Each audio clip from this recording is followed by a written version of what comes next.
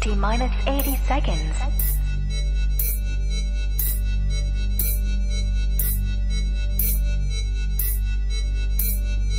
T minus 70 seconds.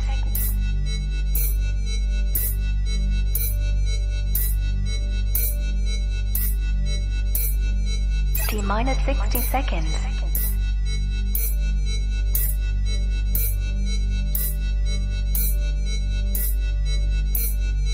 T minus 50 seconds.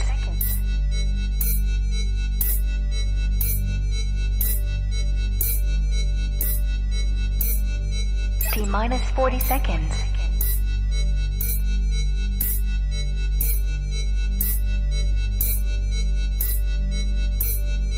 T minus 30 seconds.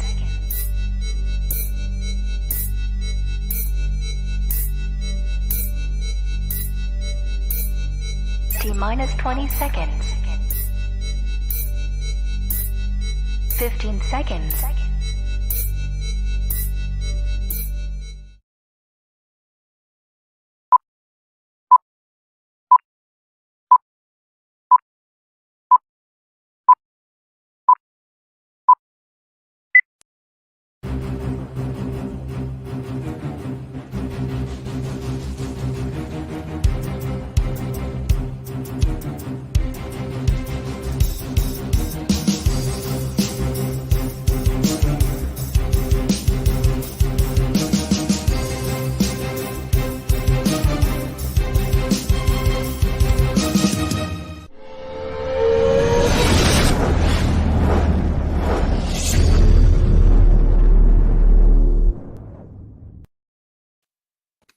Hello, and I'm not going to say welcome to the Outpost Frequencies. I'm going to say hello. Welcome to the Sunday Roast. Brought to you by thelastmovieoutpost.com for all of your movie news, reviews, and everything cool about film. Yes, we're having a bit of branding, not issues, upgrades. That's the word. So we are now the Sunday Roast, which is what all British people celebrate their Sundays with. With us, we are, what's the name? Hillbilly Short, but we do have with us Yoda and Matt. How's it going, guys? Hello. Howdy, dude. Indeed, happy days. My room looks more of a mess today. I need to get some decent curtains. Sorry, it's wider than it usually is. And we're already off on a tangent. Hey, something else I wanted to talk about. No, yeah. So, like I say, welcome to the Sunday Roast. Hope everybody is well. Please join in the chat if you would like to ask us any questions or make any comments. You're most welcome to. There's also Super Chat where you can tip us. It would be nice to get some food this week, so every little helps. It's mortgage ain't got to pay itself. Yeah. So first of all, Matt, how are you this week? Have you had a good week, my friend? I have, mate. Yes, we was in London yesterday for a friend's 50th, so we done 12 hours of drinking, and I am a professional drinker, don't have a hangover, so it's all good. And we done axe throwing as well at the same time. Yes. Alcohol and axes, what could go wrong? What could possibly go wrong with that? we were 2, 3, 4, we was actually 5 pints deep before we even turned up for the axe throwing event, and then we was like, and then they went, oh, here's some beer tokens. So we had another 2. So it was 7 pints deep by the time we done axe throwing. Right, dude, try and get it off my head. Go on, do it. I believe in you. It was very good. I reckon if you can find a place near you that does it, I'd recommend it. It's really oh, no, good. I've done it. They had one over and next to my work, and they made us go to that. And I was like, took one look at it. I was like, Nope, I'm out. Just give me the beer. That's fine. I'm not doing that. I don't want to brag, but I live in the countryside. We do it every day. That's how we get our firewood. I got one on the wall right now. And how are you, Yoda? How's your week been? Just another week in my soulless corporate job where I just want to die. Which ends here on a Sunday, which let's see if we can push Yoda over the edge this evening. Yeah. Please, Which please is- make this a success so I can make this my soulless corporate job. I actually had a review at work this week, and I was told how I was getting on and everything else. And there were some questions I did want to ask, but I just thought to myself, as opposed to maybe getting up a written warning and being forced to leave, just keep your mouth shut, Phil. So I did. But the good news is I'm the top seller. I'm the top seller in our department, which is quite amusing because a couple of the other lads work full time and I only work part time. Just a gift of the gab. It's amazing what a knife will do to customers. No, you will buy. You will. What the audience don't realise is you're actually a rent boy by trade, so it's nothing to brag about, mate. Dude, you were supposed to keep that on the quiet, all right? I told the tax people that I'm not a rent boy. I'm a I'm just a gigolo everywhere I go. Okie doke. I'm going to rearrange some of these topics today. I had some really good segues. You typed them in as you saw them. Don't really? I did not. I moved them around. Right. Okay. So we're going to go with the first one then. Kang has been arrested. If you, this is brand spanking hot off the press news. Wow. Phase 5. I didn't know it was going to be that easy to get rid of the big bad. Just put some cuffs on him. I have been reading that, unfortunately, Ezra Miller is very upset because Kang is stealing his thunder. So, some people are suffering through this. What is the news? Because I've only kind of briefly gone over it. What's actually happened? What was it, drunk and disorderly, or was he beating his girlfriend? I don't know. Domestic abuse. I think he strangled. I don't know if it was his girlfriend, but anyway, apparently he strangled someone. And gee, let me bring it up on the site and actually read the story. There you go. Blah, blah, blah, boring, blah, blah, blah. Yeah, John. The victim informed police she was assaulted. Officers placed a 33-year-old male into custody without incident. The victim sustained minor injuries to the head and neck and was removed to an area hospital in stable condition. The actor was arrested on charges of strangulation, assault, and harassment.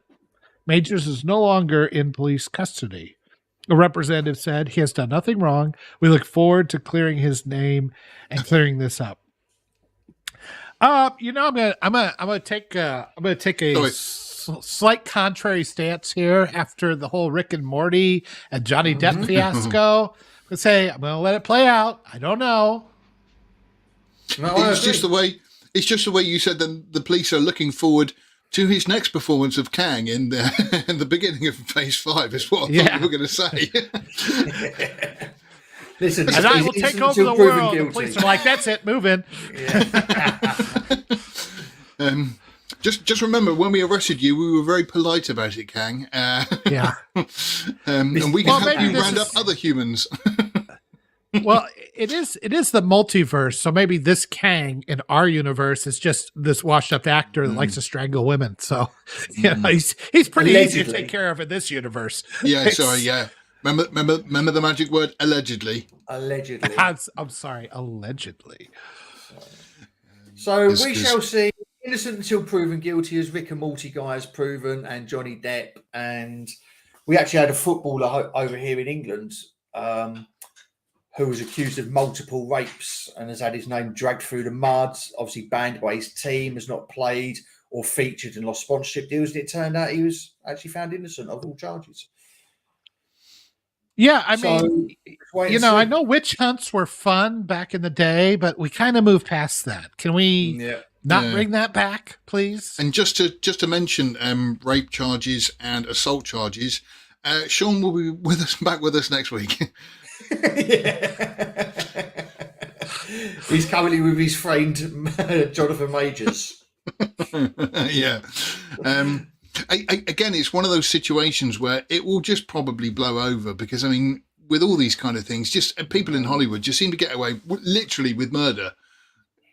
Well, literally. I'm gonna say, they say, black guys get treated harsher than white guys. Well, Ezra Miller just kind of seemed to go around the country, just doing whatever. Nobody seemed to pick him up for weeks and weeks on end. And when it's Majors, boom, he's in the cap. So I think sometimes you feel like they got a point. Yeah. Well, I mean, it never rains, it always pours. And obviously Marvel coming off the back of that big sacking as well. But if you're DC right now, you've got to be rubbing your hands together with the Flash probably, a few months away from going live. Yeah, just and everyone's going to be concentrating on Mesa. Sort of, the new new tags. big star's been caught. So, the new what's his name? Because his name's Jonathan Majors, isn't it?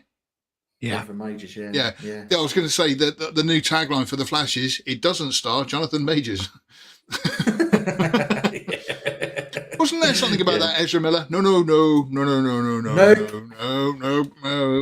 was all fine. That's all blown over. But again, it is weird that they've got the Flash, they're ready to go, and yet, somebody who's been so unbelievably public, going completely loopy, and yet they're still going ahead with it. Obviously, because they can't, it would cost too much money to say no now. It's going to make a lot of money because the trailers are somewhat compelling, I have to say. And then when you throw in Keaton in there as Batman, there's going to be the whole nostalgia factor. So it's going to make a lot of money. But I also feel like, talk about at least creatively doomed to fail. First of all, you got the whole thing with Miller that's creating all kinds of problems. And then what's the purpose of this movie? They've destroyed the DCEU. So, okay. Do I care? Why do I care about any of this? It's like Shazam last week. It was like difficult to care. It's not going to go anywhere, is it? They're not going to take it anywhere. Unless this is what reboots the universe, maybe. I think it will. Well, I think it will. Logic suggests it's going to obviously draw a line under everything so they can move on to Gunn's universe, but let's wait and see. There's lots of rumors still flying around that they're not convinced they're going to let him go and they might keep him on as Flash. And I think this is going to... And then we've got Aquaman 2 after the Flash as well. I was going to say, that comes after that, which is really confusing. I don't... DC, I can't imagine how you can fuck up things any worse than you have, but I'll give you time. You could surprise me. It is weird. Back in the day, I used to sort of constantly say, we've been to, like, me and the missus have been to modern art museums and so forth. When I look at something and think to myself, yeah, I could do that, I'm not impressed. So when I see like the old masters who have made these massive portraits and canvases and painted in details with horses and everything else, I think to myself, right, I can't do that. So that does impress me. When you look at the mess that DC's in, there are probably a good million people on the planet who could do a better job than what the Disney executives are doing at the moment. Like you say, we couldn't mess it up any better. We would make it better. As crappy as we are, we could make it better. You're talking about MCU or DC? All of it. DC. Oh, wow. Yeah, DC. True. All of it. Pretty much all of it. How do you manage to ruin Star Wars? It's impossible. You couldn't plan to do that, and yet that's what's happened. DC, like I say, are in the same boat where they want to reboot the whole superhero franchise thing, but it's now coming to that kind of, I feel like it's come to that tail end of, where we're getting a bit bored with the whole superhero thing, but then they kind of want to, and it's just like I say, how do you take some of the biggest comic book characters of all time and mess them up? Well, it's crazy. Speaking of that, let's go ahead because I did a terrible job now, I realize. Let's go down to Lucasfilm fiasco. Because I think that dovetails nicely into this. So we did a story on I put them all in order, Phil. I knew which way they were going, Phil. I just admitted my mistake, all right? Jesus Christ. What do you want? Fuck. Professionalism. You've come to the wrong place, sir. Right, sorry, go on. Yeah, Lucasfilm fiasco, yeah. Yeah. So, okay. All right. We've talked endlessly about the critical failures of Star Wars since Disney took on Lucasfilm in a $4 billion deal. The sequel trilogy is a creative bust. The anthology series was canned after 2 entries, and a 2.44 hit rate on TV isn't much better. And I'm guessing the 2 for $4 would be Andor, maybe, and the Mandalorian, because Boba and Kenobi, maybe Bad Batch, I don't know. For this reason, Disney appears to have dropped the hammer with their wayward division. Lucasfilm has been effectively told to stop messing about on multiple fronts and get some focus back. This is the reason why Indiana Jones will end with Indiana Jones and the Dial of Destiny. The Indiana Jones TV adventures have been stopped dead, and Willow has been placed on hold. It's been canceled. Cancelled. It's been cancelled, yeah. Yeah. Now, here's the thing that I want to add to this that we didn't have in this. There was a show that they were working on called The Acolyte. Have you heard the story? Okay, for those of you who haven't heard the story, basically this showrunner quit or did not accept a very lucrative deal to do some shows on Apple TV. Yes, I did hear that. For a chance to do The Acolyte. Now, The Acolyte, they said it was being filmed. It is not. The only thing that was being filmed was apparently a sizzle reel to see how good this was. And they're either not going with it or it's been put on hold. And through all the hullabaloo, they basically shit-canned this showrunner, who I'm not sure if she had enough chance to even put anything together. But they didn't give her any money. I mean, it was really bad how they treated her. And sorry to interject, but I think, as I remember reading, that if she had gone to Apple, it would have made her one of the top paid executive producers in TV history. She's worked on very high profile stuff. She's worked with Tom Hanks. She's worked with a lot of, she's not just some, person that did something in, like half of these MCU movies, they do one little picture about what's her name, shitting in a bucket in a van or whatever the hell was going on with that movie. They give her Eternals. This was somebody who had been around the block for a while. So they shit can this, and she says, well, I'm out all this money that I was going to be in. You need to at least pay me a reasonable amount of money. And they gave her like a $5,000 check, which is basically a slap in the face. A $600, what do they call them over there? The stimulus check. Yeah. And so that'll tide her over. So they can't work it out. They didn't give her any money, so she's suing them. Now, that means everything's going public, right? Yeah. Look, all this dirty laundry is getting aired out for Lucasfilm. So the questions are really getting insane on this, because it's like, okay, you could have saved a hell of a lot of money in lawyer fees and everything by just paying her $100,000 or $200,000 or whatever, just buying her off and letting her go. It would have kept it all in house. Nobody would know about any of this. Yeah. Instead, she's taking you to court, which is doing God knows what to Lucasfilm's reputation. And it's telling everybody else in the industry, if it's that bad, don't work with Disney and Lucasfilm. So they're not going to be able to attract any talent. And the third thing is, it's like, if $5,000 is all they could offer her, how bad is the financial situation at Lucasfilm right now?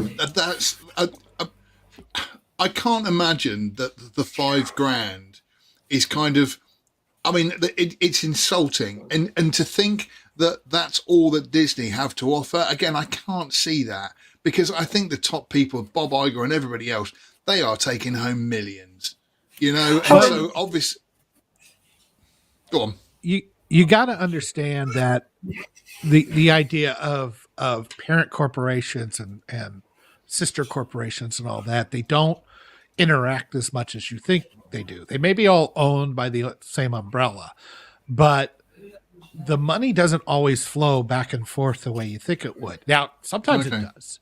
I work for a company that owns an insurance company, and then I'm one of the subsidiary companies, and we do get funded because the insurance company is a cash cow.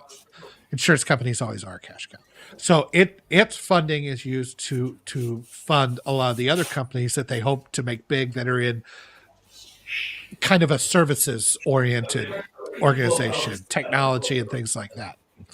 So you would think that they could do that here, but either Disney is, and I'm going by our article here, Disney is so pissed at Lucasfilm pissing away money and making garbage that people are angry about that they don't want to give them any more money. They're either going to shit can Kathleen Kennedy. Lucasfilm has been cooking the books and been hiding it from Disney, or they're just completely. I mean, you don't necessarily have to pick only one of these. This is a multiple choice type of thing. Or is it D? All of Check the above. all boxes that apply. Yeah. So it's really fascinating to me from a business standpoint, because to just give this woman $5,000 is such a monumental blunder of epic proportions. I don't think people realize from a industry standpoint, from a business standpoint, from a PR standpoint, and from $5,000 is what I'd expect to get. That's what I'd expect to get from them. If we said something and then we went to court, and that's the kind of payout I would expect to get. But somebody who they knew that she was offered this thing with Apple and she turned it down, which would have made her, I mean, literally millions. $5,000 it's nothing. Nothing. But this is my problem. Hold on. So she had an opportunity to work with Apple for a certain amount of money. Yeah. And she had an opportunity to work with Lucasfilm for a certain amount of money, and she chose Lucasfilm. Right. Yeah. They've pulled some projects, so she's therefore now out of a job and lost money. Yeah. Well, how's that Lucasfilm's problem? Well, she had the decision, and she chose poorly. She did chose poorly, but there is a standing way of doing things, as I understand it. Okay, I'm not in the industry specifically, but because of the way the industry, shows come up and they go down all the time. You look at Superman Lives. Yeah, you remember that one with Nick Cage, right? Although Kevin Smith's treatment didn't get used or turned up, he still got paid like $1 million to do it. It was a very large amount of money. That's why when you look at the money that went into Superman Returns, and that finally came out in 2006, all that, the budget is insane. Why is the budget insane? Because it was pulling in all that money from Superman Lives, all the failed projects. That's where it had to recoup all the money, right? And you pay these people because there's an understanding in Hollywood that, things come and they go, and people, producers make changes. You have to continue paying these writers and these showrunners to come in because you may want to use them next time. And it's just the cost of doing business. And what I'm saying is that Lucasfilm is apparently writing checks they can't cash. They don't have the money to do the business that is normally done in Hollywood. And it's not that, you chose and it didn't work out. That happens. That happens every single day in Hollywood. But these showrunners, these writers, they get paid a commensurate amount. And that is, I don't know if it's a standard. I don't know if it's SAG. I don't know if it's, Writers Guild and all that kind of stuff, or if it's just, this is the way business is done in Hollywood and everybody understands that. But the point is that Lucasfilm did not pay her that you would pay somebody even if you didn't use her work. Right, so she's basically done the work and they've not used it, but they're not paying her for the work that she's turned in anyway. Okay, fair enough. When you think if you're a writer, they still have to sit and write, and that may take months of work and stuff. I know somebody who writes for the BBC. I was going to say, I know somebody who writes for the BBC. Yeah, so I mean, the way I see it is what Yoda's saying is, you wouldn't just go to Disney and go, I want to make a Star Wars film. It would be kind of, right, what? And then it's kind of, right, I've written this, theme, script, whatever it might be, so that they've got then something to work with. So yeah, I'm assuming she'd have done some work to it before Disney had sort of signed off to sort of say yes, even if it's making a show reel about it. So, do you know what could be happening here then? If Lucasfilm are losing too much money and they can't sustain themselves anymore, Kennedy's out on her arse. George Lucas buys back Lucasfilm for half the price he sold it for, and we get proper Star Wars back. Well, I don't know that Lucas has any interest in doing that. I mean, quite frankly, I don't see him doing like I've heard for decades, now I'm going to make my little independent films. I haven't seen an independent film come out from him in a while. I think he's he's in his 70s, well into his 70s. He's probably pushing 80. He probably doesn't like, what do I need to do all that for? I don't blame him. He made his mark on, he already blemished himself enough with the prequels. Why risk it again? That's what I was kind of thinking, that people say, oh, he should come back and save Star Wars. And I keep thinking, he still made the prequels. And, I mean, okay, they're entertainment, but they're not good. It's not like, okay, they make this Disney sequels look like Ben-Hur, but I mean, like I say, it's not. I don't see him as coming back as just a sort of savior of it. That you just need to give it to somebody who loves and respects the thing. What you've got to do is like you said with Kathleen Kennedy, get rid of her. All she wanted to do was feminize Star Wars and look at the mess we're in, and so get rid of her. Get rid of her. Yeah, that's I mean, get rid of people with these agendas. Look. Yeah. I never thought Star Trek could come back. I never heard of Terry Matalas until Picard season 3, but he's done a bang-up job. Why? Because he understands Star Trek, and he's doing everything in the service. He respects it, and every choice he's making is in service to the story. I'm sure I can nitpick. There's a few things maybe, but these are minor gripes in a larger story that feels like freaking Star Trek, or at least feels like a natural evolution of Star Trek, not this Discovery nonsense or Strange New Worlds or all the other stuff that's come out that's been garbage in the first 2 seasons of Picard. So that I'm sure there's a person out there that understands. I mean, Favreau, I don't know, maybe I mean, I'm not that impressed with season 3, but I just don't know how involved he is. Filoni, I think, still does a good job with Bad Batch. I don't know how involved he is with Mandalorian at the moment. Yeah. Again, do you know what? It's weird. We will come on. I mean, shall we move on to Mando? But I mean, with it, it's one of those things that, again, I'm looking at, I'm watching Mando and I'm thinking, this isn't season 1 and 2 in any way, shape and form. It's not season 1 and 2, and I can't quite understand what's been going on. Let's move on to that. We got some comments there. Should we go through the comments? We'll go through them later. Well, let's go to comments. Good morning, comments. While we still remember what we were talking about. Stimulus checks have screwed by tax filings. Contradicting information. Yeah, no, that's. I'm sorry for you, Setlick 3. But Setlick. That sounds dodgy. What were you doing down there? Oh, I was just doing some setlicking. No, not that one. I'm reading them as I go. The change of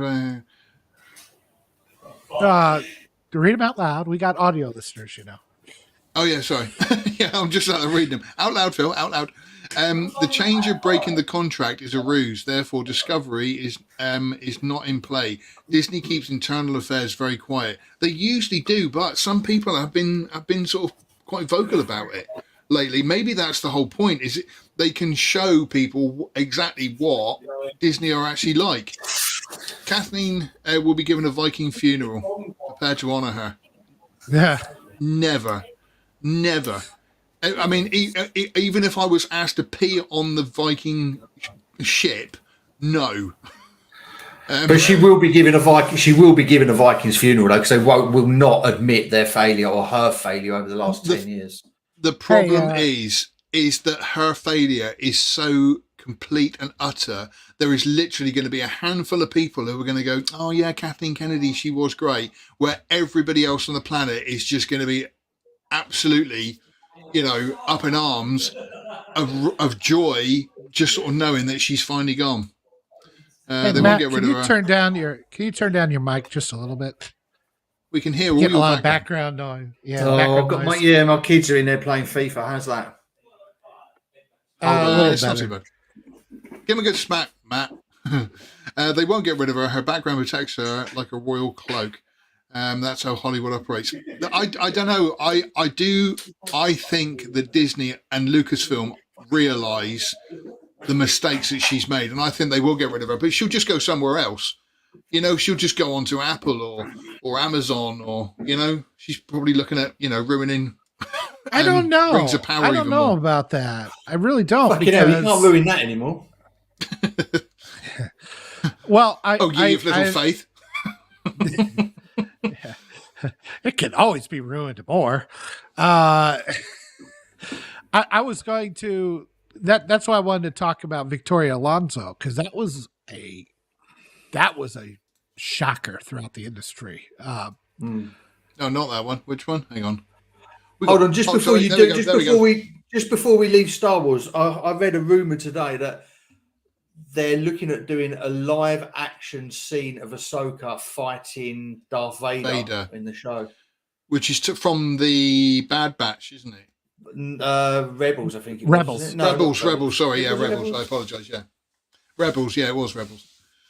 Again, and I saw that, and I thought to myself, right, so they've done something, and then they're just going to regurgitate it for people who didn't watch Rebels. Well, that's typical Disney, you know, live action remakes of all their stuff. They're now doing it with live action remakes of Star Wars now. Lion King and everything else. Yeah, that's true. Now we're not doing something for 40 years ago. We're doing something for 5 years ago because we're just running out of ideas. Yeah, that's right. Have I seen this before? I'm not sure. It was literally 5 years ago. It's 5 years ago. Yeah. But again, it's just creative bankruptcy in Disney is unbelievable. Right. So, okay, Yoda, talk to us about Victoria Alonso. She's great, isn't she? I'm going to miss her. I'm really going to miss her. So she was fired. Like they're talking about that it was a contract breach. That is hilarious smoke and mirrors. That's just like, find something in the contract, we can get rid of this failure, right? Yeah. And she was doing some other. She was helping produce some other movie that was outside of Disney, and you're not supposed to do that. So this is probably something that happens all the fucking time, and nobody gives a shit if you're a big success. But when you're a complete and utter failure, like Alonso is with the Marvel MCU, you know, they used it to get rid of her. She was on stage. They showed her on stage talking about how she's never going to stop fighting for your rights. I was like, by what? Making shitty superhero movies? That's how you fight for women's rights? That's how it works now? That's the one thing that women have been begging for all this time. Forget the vote, forget driving and all that kind of stuff. They have been looking for an active superhero movie. Narcissistic self-importance doesn't even begin to cover this bitch's insane nonsense. You're not passing laws. You're not changing anything. You're making crap entertainment and pretending that it's the Bible handed down to Moses, the stone tablets. Fuck you. You deserve all the shit canning you got. And she came from the special effects division and digital CGI. So I think she was pushing out all this nonsense. And then on top of it, I guess she treated everybody internally like garbage. Everybody hated her. They were scared to death of her. And she worked the special effects people to death. And how many times have we kind of noticed how bad and how dodgy the CGI is in these shows and these movies in Phase 4? Awful. So, I mean, like, I guess this is one of those weird dominoes that is lining up, because I had never heard of her until this came out. But what I'm reading is that this was a shockwave through the industry, that a person like her, who was so well protected and so had I know, read that. I do have contacts. Setlick says, two are currently working for Disney, but I will not disclose anything under an NDA. I will only confirm what is said. What I'm saying on Victoria Alonso. Okay. It's kind of one of those shotgun shatterings of things where you are hitting some points well on the head. Well, I mean, but we can't confirm what. I've been in the corporate world long enough, even though I'm mostly in IT and that kind of stuff. It's not like I've been in leadership and management positions. if you want to get rid of somebody and you can find a way to do it through an easy legal means to cover your ass, you're going to do it. If you're going to be firing somebody for performance when they have a contract, it's like 1,000 times difficult. And then when you're talking in the entertainment industry, it's like, well, what is performance? Like, you made the movie and everybody greenlit it. You know, you didn't just do it in a vacuum. Everybody greenlit it. Everybody signed off on it up through Iger. And then the movie doesn't perform. Well, okay. How do you prove that that was incompetence or just audience vagaries? You know, there's, you know, like why didn't The Thing make piles of money in 1982 when it's a bona fide classic, right? You never know about these things. So, but if she was doing something that is clearly delineated in the contract to not do, well, that makes it easy. And then you go, okay, well, I just want to get rid of them because she's terrible and she's got everybody frightened and everything she does is garbage and all she puts out is stuff that is just, you know, the message and nobody wants to see it. And we got this easy loophole here. We'll use the loophole. We'll get rid of the bitch. And that's what I think happened. Shame, because it sounds like she was great. I mean, it's weird because that article came up about how I was going to say that article came out about how overworked some of the CGI artists were and everything else, and maybe there's some truth in that. You know, she's the one getting all the glory where all the footmen are doing the work. You know, and I keep imagining a big CGI factory right next to the Nike shoe factory in Vietnam or something, you know. Yeah. Just a bunch of kids chained to keyboards going, I can't try anymore. I finished Iron Man's leg, sir. It's not blue, it's green. I'm sorry, sir, I'm sorry. Take him out back and shoot him. Bring in another child. Yeah. We shouldn't Sir, I laugh don't really, have 'cause enough that is- RAM. Can I have that's- more? we shouldn't laugh really because that is probably what happens. But isn't it lovely to watch though?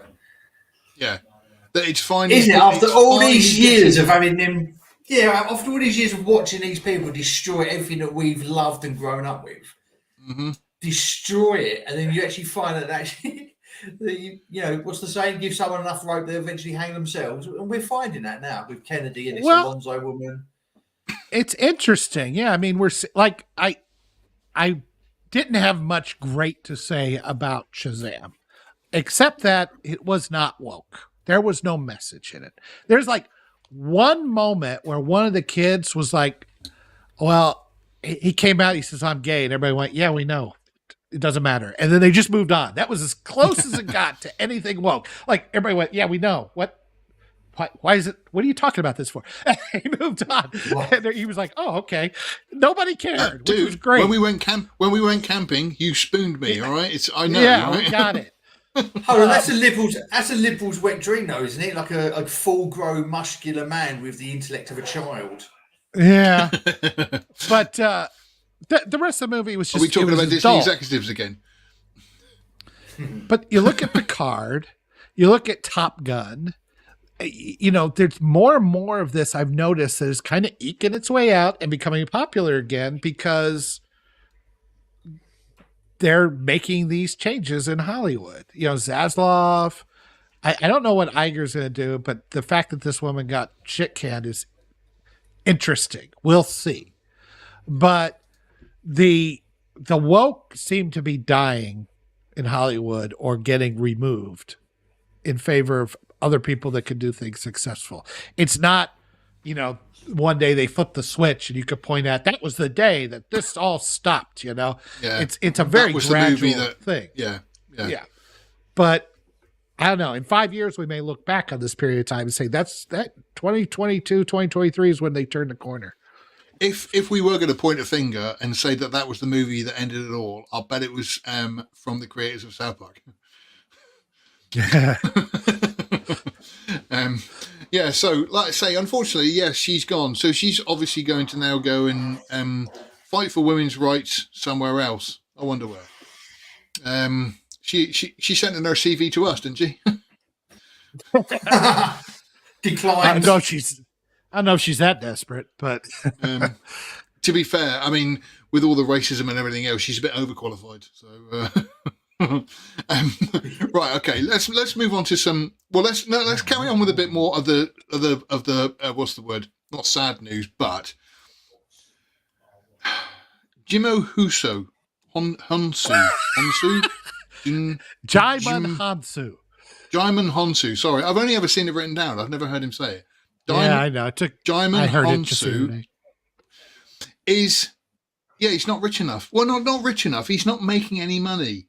With all the movies that he's been in, I mean, literally sort of like billion-dollar franchises, movies and stuff. Yep. Obviously, amazingly as a sort of secondary character. But apparently his net worth is about 12 million, but he's been complaining that he's not got enough. Matt, he's not earning a buck. Yeah. What you take us through the story on that, mate? It's just another out of touch Hollywood celebrity who's clearly forgotten where he's come from and the journey it took to get into these places. And because he's obviously black, he's oppressed, he doesn't get the recognition he deserves, he can't make a buck. He's got a net worth of $12 million, like we've said. He's been in both Shazam films. I think he was in Aquaman. He's Guardians of the Galaxy. Guardians of the Galaxy, Gladiator. He's Oscar nominated as well. Isn't he Oscar nominated or Oscar winner? Because he was in Amistad, wasn't he? I think he was twice Oscar nominated. But of course, he didn't win because he's black. And it's not just him that feels like this. Viola Davis as well. She feels like this. You know, she can't earn a living, even though I'm pretty sure she's just about to become, you know, the new DC's starring role as Amanda Waller in her own series. She obviously got an Oscar nominated for Woman King or whatever it was. So yeah, it's just, and she's worth about 39 million as well. So again, it's just bullshit. It's the fact that this geezer has got a good agent to a degree that he's in all these blockbuster films and some of these billion-dollar franchises, but he clearly doesn't have the acting chops to carry a movie more than just a bit part player. But apparently it's everyone else's fault. How do you not survive on 12 million? No, it's unbelievable, isn't it? Yeah, I'm going to take because I like to be a contrarian.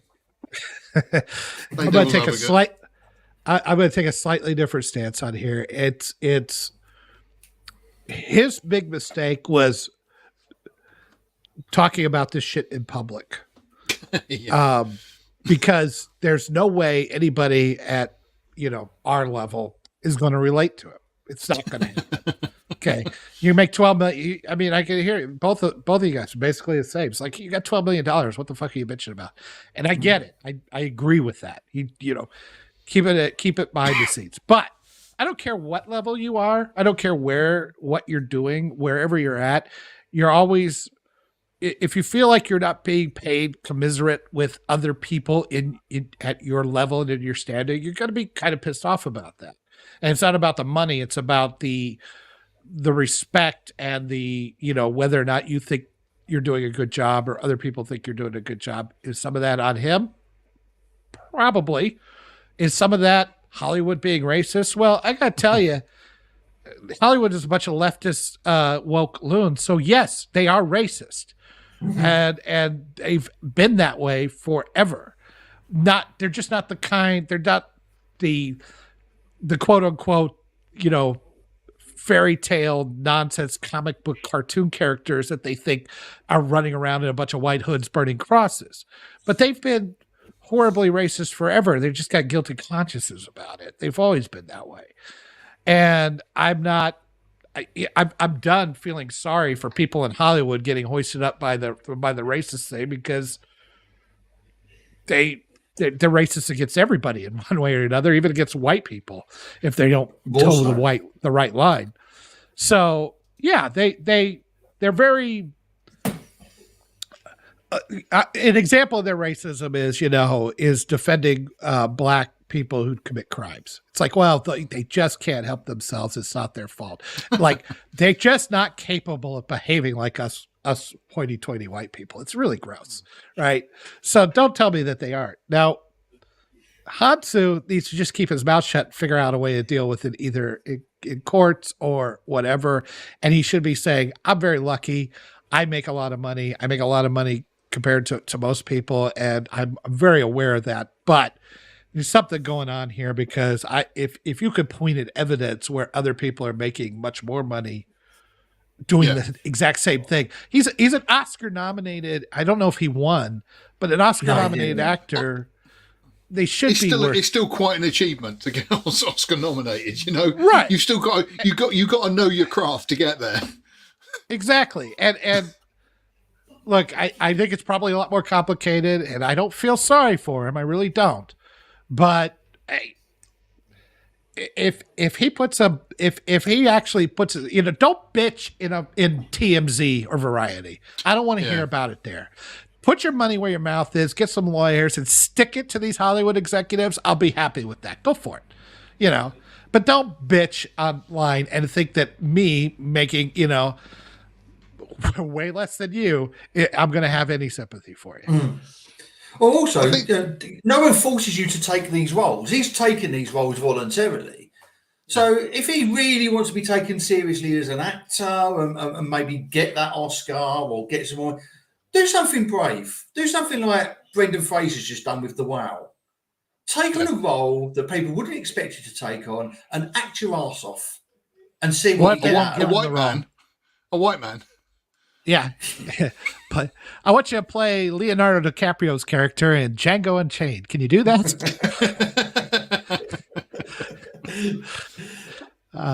It's a stretch. It is, like I say, it's a clown. Not that much of a stretch if you know your history. Well, yeah, that's true. Yeah, that's Viola Davis. I'm just saying, I see it in two different ways, right? I see it both ways. One, keep your mouth shut. You're worth $12 million. You're not going to get any sympathy from the public. Yeah. But two, if there isn't you're an Oscar nominated. If a 2-time Oscar nominated actor, on average, is worth $50 million, and he can't seem to get the parts for some reason, and there's no real good reason why, then yes, go ahead. But get a lawyer and stick it to him. You work $12 million. I know you can afford a good lawyer. But this is the point, it's not like he's not getting the parts. The geezer's in pretty much every film going at the moment. All right, they're not major roles, but it's not like he's out of work. He's constantly working. I mean, I would just be chuffed to be stood on set, let alone be in any of these movies. I'd just be happy to be stood on set making tea for everyone. Well, yeah, because we're on the outside. Once that becomes your actual job, you work part-time in a Home Depot, and at some point you're going to be like, why is this guy making more than me when I sell more, right? Yeah. I mean, that's just human nature. Let's face it. That's just the way it is. And, it just changes in degrees depending on what you're in. So if he's getting all these parts and he's working as much as he is, and if you could compare him to somebody else that's doing about the same amount of work, if that guy's getting paid way more, then maybe he's got a point. I really don't know. Maybe he doesn't. Maybe he's full of shit. I don't know that either. I'm just saying it's easy when you're on the outside and you're not worth anywhere near that to get really irritated at people that make so much money and complain. I believe me, I do it all the time. But I also know that in everybody does that in whatever line of work they're in. Everybody. I think Kennedy's really good at getting coffee for men. Setlick's comment above that is more relevant because he's talking about quality and merit. Quality and merit, for the most part, we import in Hollywood. Now it's diversity and inclusion. Exactly. Yeah. A classic example of that is She-Hulk was written by, was it Jessica Chow, was she called? Who'd never written a courtroom drama in her life, but she was taking on a She-Hulk attorney at law. And it was kind of, why was she hired? Because she's Asian and because she's a woman. That's the reasons. There was no other reason for that. Like you say, it was literally diversity and inclusion. That's the only reason she got the job. She didn't know anything about the law. I could not tell from those courtroom scenes. It's weird. I don't think she knew anything about superheroes either. But again, he makes a good point there. He says diversity and merit are no longer important in Hollywood. So then Quality. Jaimin Hansu, if he's getting the parts, and by the way, I think Jaimin Hansu is a perfectly fine actor. I liked him in just about everything I've seen him in. Yeah. So the question is then, you've done all these things for diversity reasons and checkbox reasons, which means you have devalued people who get those parts. And when you are a good actor and you can do these parts well and you do have the merit, you are getting unfairly screwed over by all the people that are not good actors. And if that's his big gripe, then I'm on board with that. It's weird how the whole being inclusive and diverse is actually having the opposite effect on what it is. It's the same when Peter Dinklage kicked off about, how some actors only play dwarves in Snow White and the Seven Dwarfs and all this kind of stuff. And it's like, yeah, Peter, this is fine for you because you get major Hollywood roles in Game of Thrones and stuff like this. We only work, for like 2 months a year at Christmas in pantomimes playing dwarves, Like I say, it's absolutely it's fine for you, but to have a go at us, it's crazy. Okie doke. Right, so hang on, let's get rid of that comment. Get rid of that one, and then we're going to move on to. Let's get on to something a bit more cheerful, shall we? Jackie Chan's back. I like Jackie Chan. I grew up on Jackie Chan. His early stuff. He easily makes some of the best quality action entertainment that you possibly can, with some of the best fight scenes ever made. Over the years, he has obviously got older. He has stopped doing silly things like risking his lives. There's a stunt in Project A where he falls literally about 100 feet through canvas overhangs. And he nearly broke his neck because he did it 3 times to make sure they got the shot right and stuff. I mean, the man is a genuine legend. But he's back in Ride On, where it looks like he teaches a horse to become a stunt person. And the trailer looked pretty good. Matt, where's ours? Sorry, boys, my cup of tea. Yeah, where's ours? All right, you can pour it in the little, in the microphone. It'll come out. Pour it in the post. Pour it in the microphone. Not because we don't want to hear you anymore. Yoda, shut up. But no, seeing Jackie Chan back in like I say, the article's on the website. But the new movie, I'm looking forward to it. It looks good. Thoughts? I've got a confession. Okay. Go on. I've never watched a Jackie Chan movie. Never. And I couldn't give Not a even shit. Cannonball Run? No. Was he in Cannibal Run? Yes, he was. Well, the He was original the with Burt Japanese. Reynolds. The original, yeah. He was the Japanese driver. And very stereotypically cast Yeah. as well. Let me take it back then. I've seen one Jackie Chan movie. I love the bar fight scene in there where, because he has his technician in the backseat of the car doing all the computer bullshit. He's driving. Oh, yeah. I did They know end that up scene. at the bar where everybody has the requisite fight the bikers scene, and Jackie's doing all the fighting, and the guy is in a fighting stance, but he's always just shifting behind Jackie and never actually fighting anybody. That's the stance I would take if I got into a fight and Jackie Chan was around. No, I'll tell you what, he looked good. Over his shoulder going, yeah, come on then. Mate, there were some absolutely classic Jackie Chan ones. Project A, Wheels on Meals. Honestly, they're great action comedy. They're really funny, and the fight scenes are... man. I love Rumble in the Bronx, or really Rumble in somewhere in Hong Kong, but Yeah. His films they're quality entertainment. Really? There are really good jokes and stuff in them. And just honestly, you got to watch him for the fight scenes. The fight scene in, I think it's Gorgeous with him and Brad Anderson. It's like nothing you'll ever see. The quality he's more of the like fighting. Buster Keaton or Harold Lloyd, who knows martial arts, than he is like Bruce Lee or something. None of his stuff is overly serious, and that's what makes it really unique. Yeah, you see, funny. I've never really been a fan of Bruce Lee stuff. I've always felt it's far too serious. Whereas with Jackie, there's that little edge and there's that little comic bits. And there's one where he's wearing a couple of clogs and he gets into a fight and everything else. And then he kicks one off, but kicks his own foot. And so he sort of like hops and jumps around. And it's like I say, I think that's Who Am I? But Oh, seriously, they are definitely Really? worth checking out. Oh yeah, I don't know. It's I don't know. more about Not my thing. stunt choreography. There's things I watch in there. It's like I don't know how he does that. He just takes No. things in the room and he'll just. It's like I think the I thing don't was know in how he Who does Am it. I? He does it with a stepladder, and he's like opening Yeah. the stepladder and shutting it, and then jumping through the. Man, he's an absolute. It's a masterclass. He Somebody had to genuinely is. say it. It's kind of like watching Fred Astaire doing the dance routines, but it's in fighting. You know that he choreographs the fights so unbelievably well. They are just. You're not selling it. You're not selling it to me, mate. Oh God. Give it a try. I think you'd like it. Did you see Shanghai Noon? No. No, the one with You haven't that seen was what's the one with Chris Tucker? Rush Hour. Definitely not. Well, no, fair enough. Chris Tucker's in it. I can't stand Chris Tucker either. I just don't like martial art films. I think The Well, Matrix I is about don't as close either. as I'll ever get to watching a martial arts film. Oh, look, I'm we not have got really- somebody trans on the stream. That's nice. Matt's obviously a woman. What is a woman? Well, I'm not. somebody a who huge doesn't fan watch of Jackie martial Chan arts. films. Yeah, I'm not a fan of martial arts films either. They're okay. I can take them or leave them, but they're just they're okay.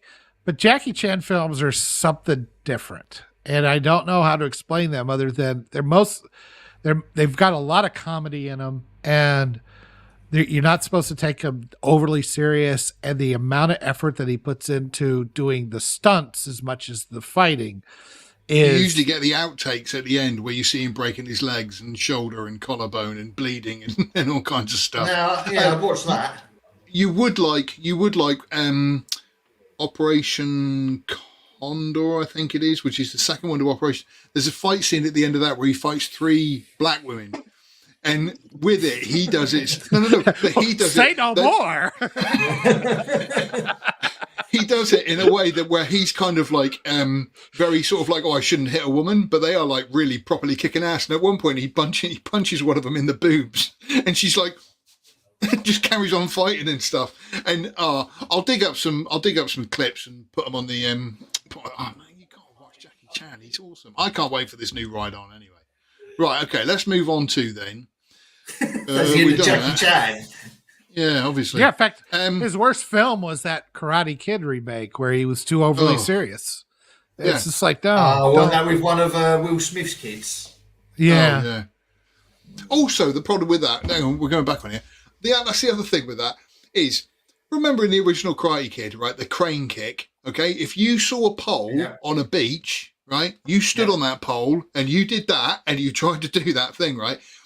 In the remake with Jackie Chan and Jaden Smith, I think it was, the finishing move, the crane move, was a backwards somersault. And it's like, Brilliant. who the hell can do that? I can stand on a pole on one leg. Yeah, that's a piece of... I can't do a backwards somersault. How many kids got their neck? Yeah. No. It was just kind of like the finishing move. The crane kick was what he taught him to, beat Johnny in the end of the original movie. The new one was just a back. In the new one, the actual finishing move wasn't a crane kick. It was a backwards somersault and a kick to the chin on the way up. It was ridiculous. I know. It was... It was not a good You film. can't beat perfection. Why bother trying? Exactly. Yeah, the remake was Jaden Smith cut off his penis and became a girl. It's weird. I wasn't expecting that. Renfield is the new take on Dracula. Now we've had We've had Renfield. Oh no, that's not my spelling this time. Thank you. That's Yoda's doing that. Then Is it Field? I don't know. yeah, it's Field. Field. I'm sure it's Field. I don't know. But it's another take because I counted them. We have had 496,422 versions of Dracula in film format, and this is the next one. But I mean, with it's a take on now. Renfeld is he's trying to change it over. I can't change it over. And I gotta turn it off. hang on, right? Are you doing it? Right, Yeah, hang on. Don't worry about it. There we go. No, we got to worry about things like spelling. apparently. That'd be a first. I have people. Yeah, We're a professional organization here, God damn it.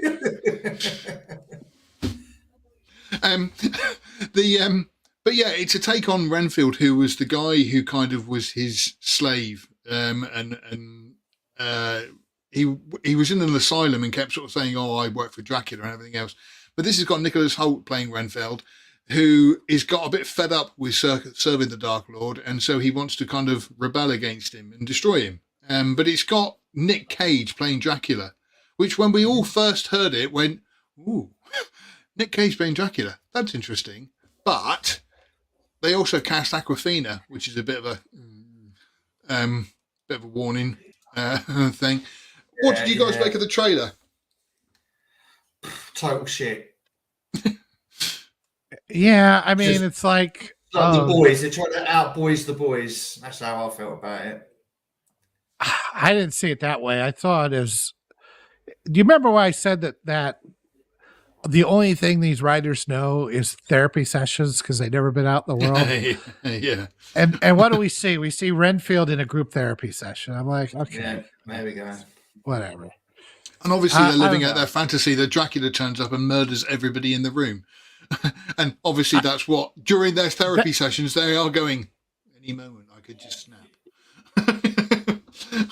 Just rip out all their throats. Like, I'm kind of torn because it looks like Nick Cage is really going full Nick Cage and really enjoying the shit out of himself. So that kind of part is appealing, but the movie itself looks, I don't know. Again, I don't hate Awkwafina as much as everybody else seems to. I don't think she's that awful, but everybody else Who is she? Why would I know her? She was in She's the that Asian, second. She was in the 10 Rings, the ring, Shang-Chi. Oh, that's right. She's Yeah. the one that fired the bow in Shang-Chi. Never I don't know. I mean, she's, why do you work on a movie? I guess. Why are you here, Matt? All right, you don't watch 10 Rings of Shang-Chi. You don't watch Jackie Chan. Well, they're not really. It's not a high standard, Phil. I don't know. You've got to keep up to date with modern movies and stuff, is what I'm saying. I mean, I'll watch them just for the sake of the website. The other day, I sat down and watched. The other day, I sat down and watched Barbarella, and I did it for the good of the site. She wants to murder you. I watched the new one. Barbarella. The new. Yeah, with Sydney Sweeney signed up, isn't she? Oh, I see. You will watch the new one. Okay. Oh, I will watch that.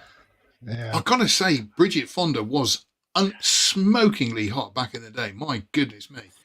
Gosh, she was something else. Jane Fonda, sorry. What did I say, Bridget? Oh, you said Bridget. I was only one generation out. That's not bad. Anyway, so back to Renfield. Somebody said on the comments on the site, lastmovieoutpost.com, that the stylized violence thing is getting a bit tiresome now. Yeah. I haven't seen Nicholas Hoult since Mad Max. Has he been in other? I mean, sure he has. The Menu. He was in The Menu. He was in The Menu. Recently. Okay. Yeah. I haven't seen that yet. I haven't. Yeah, Menu is brilliant. Oh, yeah, you should check that out. See, again. Yeah, bloody hell. Right, here we go. Right, list of things that people should be watching. Right. Again, you've got to keep up to date with modern movies as they're coming out. I saw Triangle of Sadness. Jesus Christ, what do you want? The Menu is very, very good. Very, very, very, very, very good. I do want to see it. I have it ready to go. I just haven't gotten to it yet. Yeah, it's good.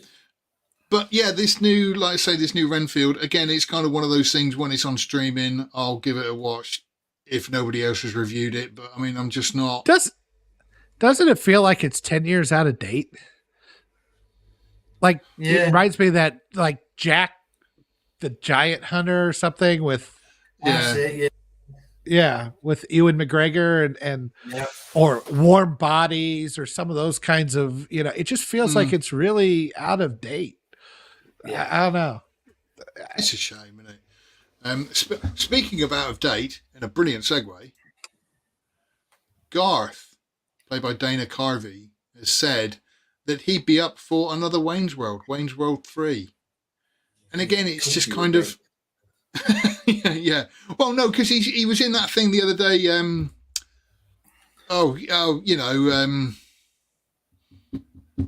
Yeah, he's got bills to pay, isn't he? Yeah, exactly.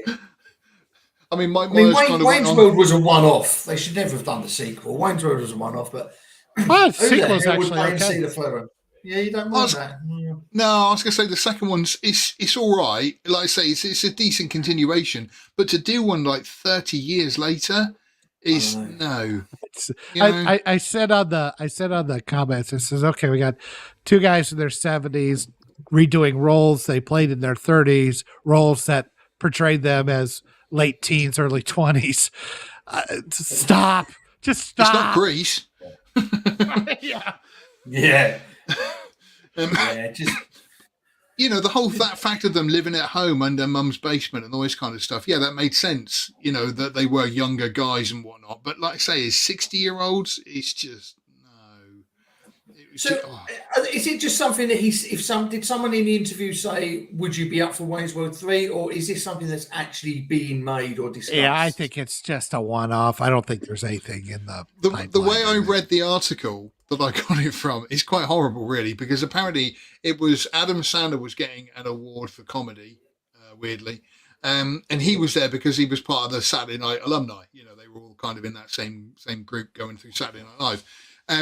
But it's just kind of whenever Dana Carvey turns up, or the only question that people can kind of ask him is, you know, well, what are you working on now? How's you do stand up or anything else? Are you going to come back to Wayne's World? You know, that film you made 30 years ago that was quite good. That's all we remember you from, obviously. It's poor guy. funny. He was probably at that time, he was probably the biggest star in SNL. And that was saying something because there was a lot of guys that were really big at that time. Yeah, Phil Hartman and Mike Myers and Sandler. But I think Carvey was like the standout, you know. But after SNL, he just never could seem to make it work, at least in movies or anything. And I've seen his stand-up live many years ago. He's very funny. And I think that's what he does mostly now is just stand-up, but he's very good at his stand-up. But as far as creating characters and doing it, it just never seemed to catch fire. You know, at least Mike Myers had Austin Powers. Sandler got ridiculously popular on the back of basically Happy Gilmore and Billy Madison. And What I remember most about Wayne's World is it came out at the same time as The Addams Family. And I was at the cinema, I forgot what I was watching, but the trailer came on for The Addams Family and it was going diddle-da-dun, diddle-da-da. And then it panned across to these two guys. Now, being in Britain, I'd never heard of Saturday Night Live and I had no idea who they were. Mhm. And they kind of introduced, you know, sort of like, oh yeah, as if, and all this kind of thing. And thinking, not really sure about that. But then seeing the film, and I watched them again, I don't know, in the last year, they're still great and they're still really funny and they're still really good. But the whole Saturday Night Live thing missed us here in the UK, so we kind of had no idea who they were. Well, we had Friday Saturday Night Night Live, didn't Live. we? The UK one was Friday Night Live on Channel 4. Oh, really? Yeah, cool. I barely. We had that in the remember 80s. That was in the 80s. But I mean, there was nothing like Saturday Night Live, obviously. You know. No, nothing. yeah, nothing. Saturday Night Live had a good 25-year run, I would say. 20-year run, maybe. You had the original cast, which was Belushi, Chevy Chase, Bill Murray. Oh, now I know Lorraine about it. Lynn. Yeah. Yeah. And then you had Eddie Murphy for a year and a couple guys, which wasn't too bad. And then they redid that with Phil Hartman, Mike Myers, Adam Sandler, Dana Carvey, a few others. And then they retooled it again, and that's when they brought in Anchorman, Will Ferrell, and a few others there. Those years were good. And then around about late 90s, early 2000s, it just never... It's just been going downhill ever since. A lot of people say it was only the best and when it very first started. And it's like, no, that's not true. There were some great years, those first 25 years. They had some great casts. They had some ups and downs, but there were some great casts all through those years. But I would say since 2000, it's never been anywhere close. Some people like the Tina Fey stuff and everything. I never thought it was that good. And I watched it recently because Travis Kelce, our big football player here in Kansas City, he was hosting it because they won the Super Bowl. And I thought, I'll give this a shot. It was painfully unfunny. And not because Kelsey really? wasn't doing his best. It was it was like one gag that was good. One. And it was a gay guy who said, I love my female straight friends and I love talking about all their stuff, but sometimes it just gets to be too much. That's what I called straight male friend. And it's Kelsey. He's just like, yo, bro, what are you doing? And just play some video games and that's it. He doesn't talk. He doesn't tell him all his problems. At one point, he acts like he's a little down. He's like, "Are you sure you're okay?" He's like, "Yes, my dad died." And then a little later, I was like, "I'm sorry for being such a pussy about my dad dying." It was the only one that was halfway good that I kind of smiled at. The rest of the show, that was one sketch out of an hour and a half. It was painfully unfunny. Because it's weird how again, over here in the UK, we didn't realise how many movies came out from the Saturday Night, like Wayne's World or the Blues Brothers and MacGruber and a few others that were just kind of sketches on them, but then they were obviously so popular they made them into movies. What do you think was the best Saturday Night Live movie? Because I'm still with Blues Brothers, with Wayne's World being a close second. I'm going to say Blues Brothers. Because for two reasons, and I don't think I've mentioned this before. One, I think it is just great. I love the music. I love the comedy. I love just the whole thing about it. It's just brilliant. I love the cameos of like Steven Spielberg and stuff like that. Really random. But also, it once won me our trip to LA. Did it? So you might be biased. No. Long story short is, I used you got to do. bribed to do this. 30 years later, you're still fucking talking about it because the bribery. How long is this contract? You shell? What? You think I'd be on here if I was shilling? No, long story short, I used to do. To LA. No, wait, hang on, right? I used to do cinema checking to check the adverts before a movie. And so I'd go into the cinema. If they had it, say, in 3 screens, I'd go into the screens, write down all the adverts that they had, report back what they were. And we were in there one day because, our local had 15 screens and we had to check every one of them. So I had a few friends helping out, but they had Wrigley's chewing gum, had this thing where they had this thing called movieoke, where instead of karaoke, you do a scene from a movie, and they had the Blues Brothers. And they filmed it. And there was a guy and a girl who were kind of like introducing it and stuff. And the girl was being Carrie Fisher and I was being Jake. And I can't even remember the line now. But it's the bit where she tries to shoot them just before the line where they go, it's 106 miles to Chicago. We got a full tank of gas, half a pack of cigarettes. It's dark and we're wearing sunglasses. It's just before that. She comes up with an AK-47. And he goes, I'm sorry, baby. It wasn't my fault. My suit didn't come back for the clean. And he goes through this little scene. And I did it with him. I did it with this girl first of all, and in the end I was holding her like this, and this guy was going, go on, kiss her, go on, kiss her, and I was thinking, no, because if I did, I know that exact moment my wife and all of her friends would come walking past and just sort of like, it's just a scene from a film. I wasn't doing anything. Yeah. Anyway, apparently if you did an impression of Jake down the phone, you won a prize. So I thought, right, fine. Do it, whatever. Didn't tell anybody about it. A month or so later, I get a phone call. Hi, is that Phil? Yeah. You went in for a competition for Wrigley's, blah, blah, blah. And I was like, oh, yeah, cool. Yeah, I completely forgot about it. She goes, I'm happy to tell you won first prize. Oh, right, okay, what was that? We're going to fly you and a friend over to Los Angeles. We're going to take you out for a meal in a Hollywood restaurant. You'll do a VIP tour of Universal Studios, a limo tour of Beverly Hills and everywhere, and a walk-on part of the movie. To which I'm sort of just, And at first I was thinking, who would wind me up like this? Because it's got to be a joke, and it wasn't. And the only thing that didn't come off was the walk-on part. But yeah, I did fly out to LA, did a VIP tour of Universal and everything else. Okay, so just to sum up, you did a scene from Blues Brothers that won you a free trip to LA, and that's why you rate Blues Brothers over Wayne's World. It takes the edge. It takes the edge. No, Shameless. I have genuinely always loved the Blues Brothers because it is just it is genuinely a great movie, and I've got the soundtrack, and I do love it. But like I say, it just takes that edge, because, like I say, because I want a trip to LA. Okay.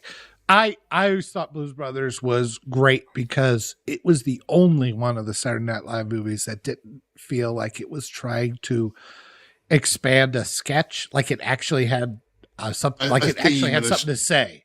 Yeah. You didn't feel like you were just doing a sketch, whereas even Wayne's World feels like just extending the sketch, although it does it very, very well.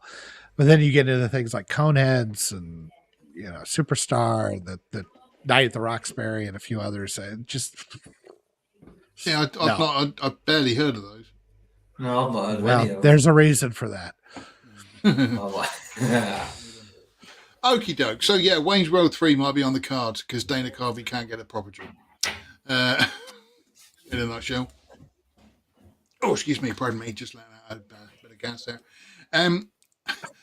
Coming out next month, and the trailer is now online, is Jedi Survivor, which is the sequel to Jedi Fallen Order, which came out a couple of years ago.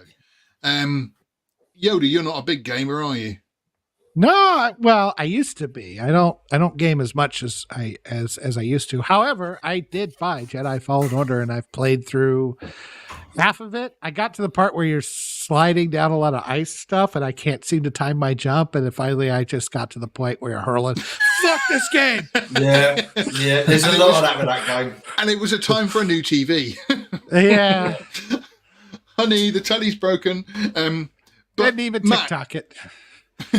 Matt, you're into gaming. You're looking forward to it as well, aren't you? I do. Again, because of work commitments, and I don't have as much time. I've recently finished. What's that bloody game with the set in the future with the robot animals? Aloy. Yeah, no, ever. Oh, bloody hell. Anyway, I'll think of it. So, I've not played God of War 2 yet. But, yeah, this Jedi game, I'm looking for... I will play. I'll be honest with you. The first one I found, it bordered on excellent to the point of being so frustratingly difficult. Like Yoda said, you just want to just throw your controller at it. And, you know, it got to the point where you had to swallow my pride on a few of the times to just, like, move it down a level to, like, retard level just to be able to complete that fight scene. And then I always set it on retard level. I'm crappy. Yeah, I bet you do. It's called feel level. Yeah. Have you guys watched any of that Viva La Dirt League that I did a thing on? It's that YouTube channel that I mentioned. No, what's this? Viva La Dirt League. I did a whole article on it. It's great.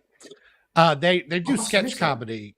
Yeah, give it a shot. But they did this. They do stuff like they call it Epic NPC Man, where like the main character is an NPC in a Horizon Forbidden EverQuest. West. Sorry, Horizon Forbidden West. What? Matt.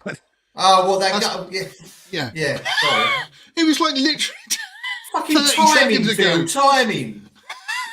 I was looking at it up. I can't remember. Yoda's lost his flow now. Sorry, Yoda. Carry on. Well, I got to reboot. He's like he's got Tourette's. I know. God, fuck. just Call of Duty 4. Oh, wow.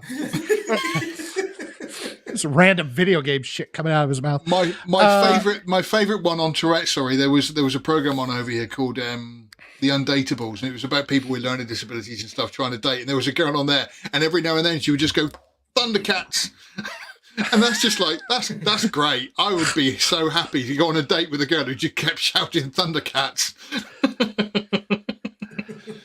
Imagine during sex. yeah, that's immediately where my brain went. Yeah. Anyway, Lionel. So. Anyway, the Epic NPC Man, they showed this this character, like when the people walk around in this, they have this village down there in New Zealand that they do all this filming on. It looks like a fairy tale village or something, but it really works as a stand-in for this game, this amalgam of World of Warcraft, EverQuest, all these others. So this guy's playing and he needs to fight the Dark Lord, whatever. And he can't do it. And finally he's like, and the thing comes up and you can see him switch it to easy. And then he goes over and they get to the Dark Lord. Dark Lord's like, I can't see as much as I used to. Where are you? I don't, what? How? And the guy hits him just once. It's like killing a puppy. It's just the worst. And he kills him. And then when he goes back to the village, everybody's looking at him like, you prick.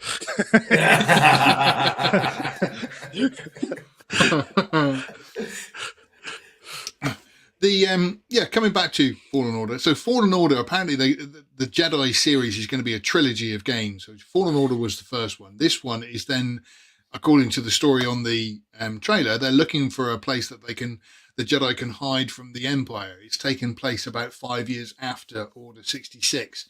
And like I say, I'm quite looking forward to it. Even because, I mean, say I play it on girly mode because I'm not a hardcore gamer. But it is great fun because, weirdly, they get the stories really, really right and compelling, and you're invested in the characters, unlike what they do with the movies and the TV series. Yeah. It was the first one I had where the fight mechanics of lightsaber worked. Yeah. Like I was a big gamer back in the 90s, and I did play Jedi Knight, Dark Forces and all that. And all sorts of Star Pong's Wars your games. big one, isn't it, Yoda? You remember. Yeah, that. I probably won't get this until I can finish, because I like to finish a game first, and I'm still working on Pac-Man, so I'm fucked. But then I got to do Mrs. Pac-Man and that's Galaga. Oh god damn. In fact, I got right here below the table. I put it up here on the table, the arcade controls I bought at our local micro center, and I've got the emulator and going back in time playing all the old arcade games, which I just love. But I like Jedi Fallen Order. I just haven't finished it yet, and I need to just get back into it. Yeah, it's hard. It is good. And man, so I like to go on YouTube as well, because I was just like, I've been here for like an hour trying to I've had to do that too. Yeah. Okay, like confession you need to move time. the rock and freeze it, and then while you're freezing it, you got to do like 4 back spins and jump up it, and then you got. And I was just like, "What the?" I know. It's like I'm playing it and trying to get all the combinations. My fingers dropped. Did you get the move, honey? Yeah, it was great. Yeah. Could you call an ambulance? But this one's only out on next gen stuff, isn't it? It's like I haven't got a PS5. So it's out on PS5, so I'm still on PS4. Oh, PC Gamer Master Race, bitch. See, both here, PC5 and PC Master Race. I forgot what I was going to say now. Damn it! Something about Horizon Dawn. No, just shout words at him, Yoda. Thundercats. No. No. I was going to say confession time, because I did buy the new Lego Star Wars because I thoroughly enjoy them. I think they're very funny, and I like the kind of going back to the levels and trying to find the hidden stuff and that kind of thing. But I got the new one, the Skywalker Saga, and I got to say there are moments in there. I'm in my 40s. I'm not going to say how much by, but I'm in my 40s. There are times when I'm playing this and I'm thinking, how would a child understand this?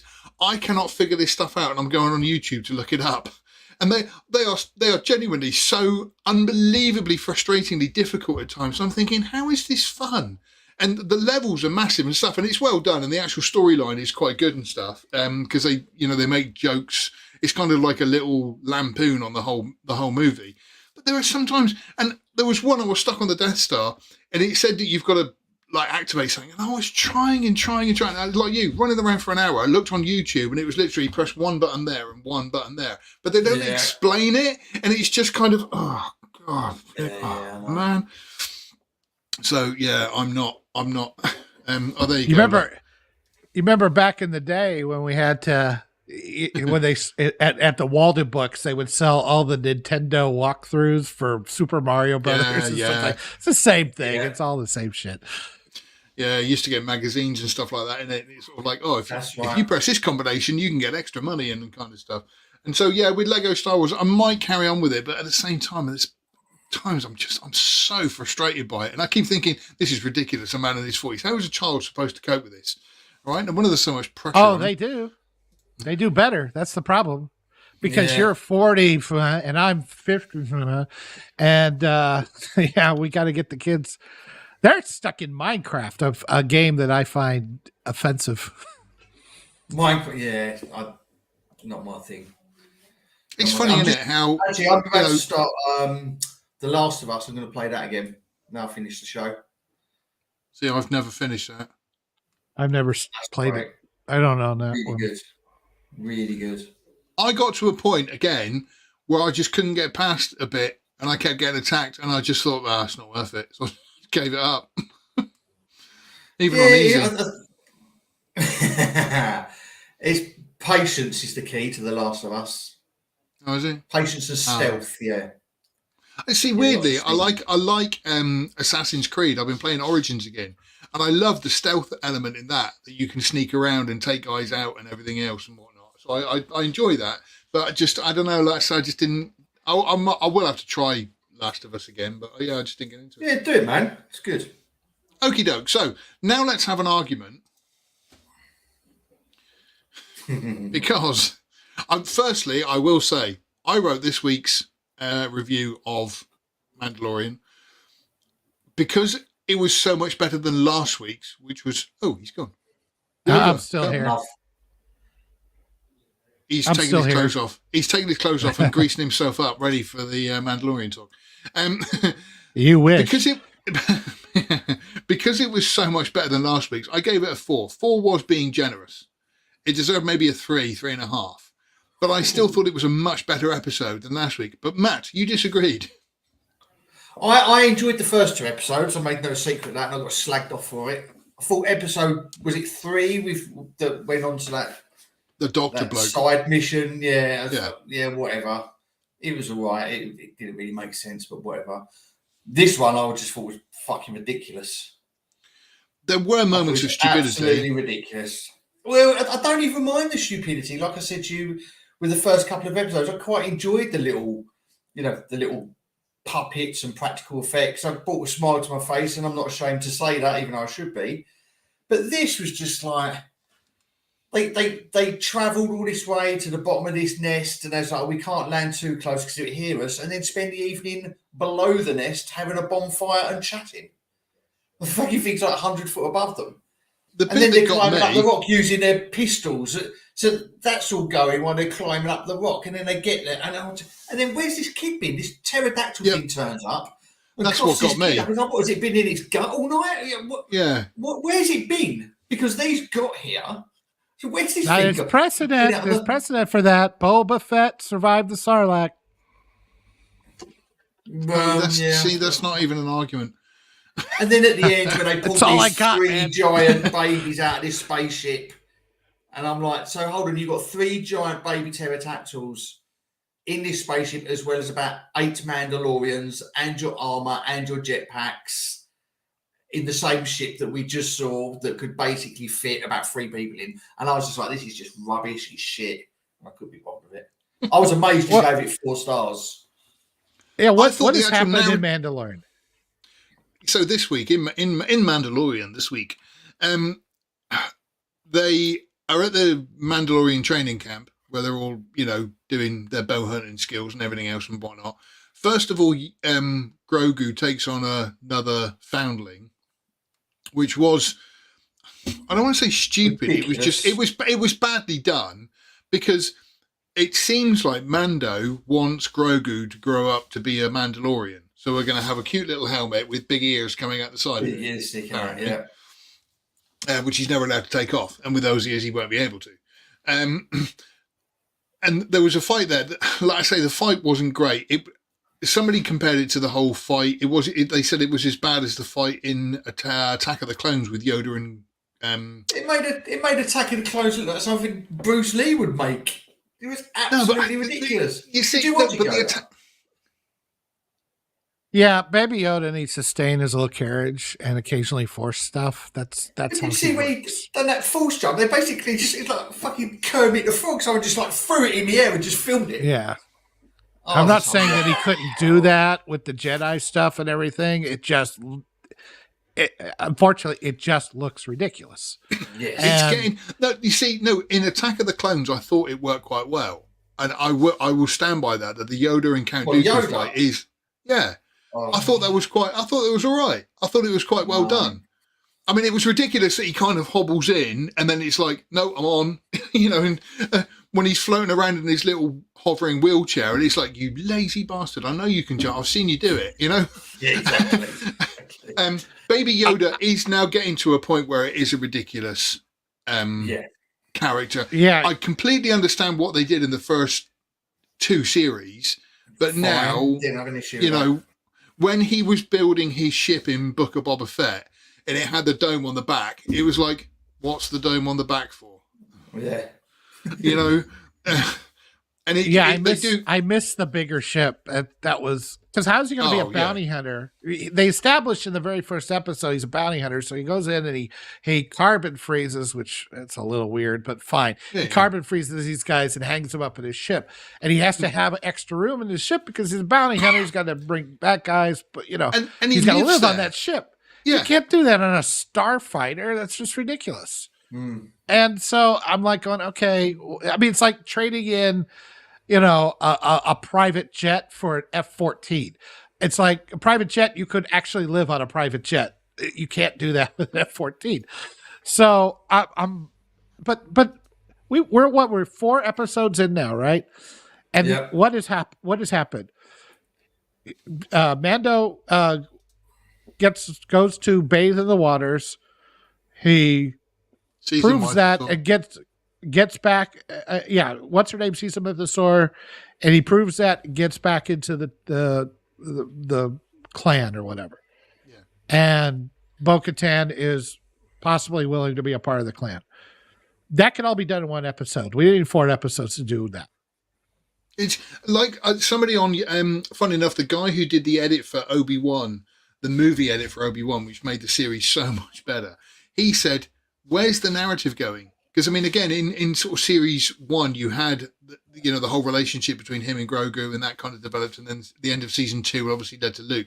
Whereas this, it's just kind of, where's it going? Is Bo-Katan going to then get the Kree to go back to Mando and they're going to fight Yeah. Mythosaur? Or, is it? I don't know, because who knows? There's no investment in the characters or where they're going or their arc or anything. Yeah, I don't know what's the end goal here. Like Picard Yeah. season 3, I know what the end goal is, even though I don't know every single mystery. The end goal is defeat the changelings, bring back, free the Federation from this that has infected it, so to speak. Get rid of this shadow organization that's taken over the Federation. I know what the end goal is. I don't know what the end goal is here. I don't know what he's trying. I thought the end goal was going to be like to get back into the clan. I thought that was going to be the arc for the season. He's going to have to do a lot of different things, but that's done. He's back in the clan. Okay, so what do the clan want to do? The clan doesn't seem to have any interest in going back to Mandalore because they think Mandalore is effed up. Now, I was talking to a friend of mine about this, and she said to me, did Bo-Katan take the Darksaber off Mando when he was in that cage on Mandalore? So he's in this cage, he's having his blood extracted. Yeah, she used it to, I think, fight off the robot spider thing. creature, cyber, whatever. Because again, That's just it. I don't kind of- remember. I don't care. None of it makes any sense because I No, don't but know that's what I'm saying is, in the last series, it was all about this Darksaber that she had to win it in combat, and so she could take back Mandalore and everything else. And then, like now, it's kind of who's got it? Not sure. What is she going to do? Don't know. And it's just kind of, why she isn't acts like she doesn't shown even want it. Yeah. And it's just, that's why I think. What's his name? That Salek said earlier about. Let me just find his comment a minute. He said earlier. Oh, yeah, there you go. John, as in John Favreau, threw up his hands and said, do what you want, I'm going to make Ahsoka and leave me alone. So I think he's been more vested in Ahsoka than he has with Mando season 3. Well, the it big seems. mistake was bringing back Grogu. when Disney went, oh shit, and Sedek said it here, right here. You got to sell that Disney merchandise. Grogu was a cash cow, and I get why. I mean, I didn't have a problem with. Yeah, I mean, my wife bought one when we went to Disney World last year, and I'm like going, okay, I get why. I get why this was such a big deal. I get why he blew up. And I enjoyed the character. I enjoyed the whole thing. And it had an arc, and they completed the arc, and it was great. And then, oh, God, what? We got to bring it back in. Okay, we'll bring it back in Boba Fett, and then he'll just be there in season 3 without any explanation. So you better see Boba Fett. And we got to keep that streaming money coming in and all that. It's like there's no artistic or story reason to bring back Grogu. There's no compelling reason to bring back Grogu. Money. And he's not expressive enough or articulate enough to understand why he wanted to go back to Mando. Because all he does is grunt and make cooing noises and look cute. There's no... He doesn't... And at first it was cute because, you know, that's the character. But now that he is kind of developing, you at least need something out of him that you can understand him as a character, and you're not getting any of that at all. Yeah, I don't know what he's thinking. I don't know what he wants or why he wants to be there or anything. It's like, well, you got to start having him talk. And he's 50 years old. He should be able to fucking talk. I don't care what the species, how old it is. Just give me a break. Yeah. Yeah, if he can walk and throw stupid paintball guns and jump around like a fucking idiot, I'm sure he can mumble a couple of words. So he was in his tell you what, 30s when the Jedi Temple got taken over, for Christ's sake. Oh, of course, we had that ridiculous flashback as well. All right, okay, so we're going to segue that. So, yeah, there's a flashback where Grogu was in the Jedi Temple on Order 66 kicked off, and he was saved by, I can't think of his name now, T'Quella or something. But basically, Ahmed Best, who played Jedi, I kept looking at the actor and thinking, I know him. Where do I know him from? And I didn't look it up while I was watching it. And it came up with the end credits. And it was like, Ahmed Best. Ahmed Best. Right, okay. And again, apart from the fact that I liked the fact that the, whoever it was, the clones, basically were so intent on killing a Jedi, they were quite happy to destroy half the city to get him, and blowing up buildings and bridges and cars and everything else. But I mean, so much safer with the Empire. Yeah, tell me about it. We got insurance. It's fine. I thought that bit was okay. Apart from the only thing that annoyed me about that was just really stupid, was the Bark speeder, which obviously had a sidecar for Baby Yoda. Yeah, that was dumb. Why when it came out, a regular speeder, just a speeder car, like they always have. So I didn't mind that, but people keep saying, "Oh, it's so good to see Ahmed Best has been what's the word I'm looking for? Redeemed." Yeah, and it was like, I don't think it was that good. No. You know that and whatnot. Which let's move on to this. So because I then went on to do the article, don't blame the actors, because it's funny because I mean it's Star Wars that it's the one that this comes. Is going to be a bitch to cut up this week. Okay, let's go back to Mando then. Hang on, let's just go back to Wayne's World. Now let's go back to blame the actors, right? Fuck off. But with it, Ahmed Best, he got, a new Star Wars movie was coming out. Everybody was excited. I remember being on the phone to my mates, I can't wait, and everything else, waiting for the trailer and stuff. He got cast as a character in a brand new Star Wars movie being made by George Lucas, right? I can't imagine what that must feel like. And yet then the movie comes out, Jar Jar Binks is a toy commercial, and everybody hated him, but then everybody seemed to blame Ahmed Best for how crappy Jar Jar was, to the point where he was getting death threats, and he said he had people coming up to him in the street saying, "You ruined my childhood," because, how crappy Jar Jar was and everything else. And it's like, it's not really his fault. He was playing the character and speaking the lines and everything else, but it was George Lucas who came up with the character. Though. I can imagine it did. I do believe it happened because because this kind of shit's been going on since TV.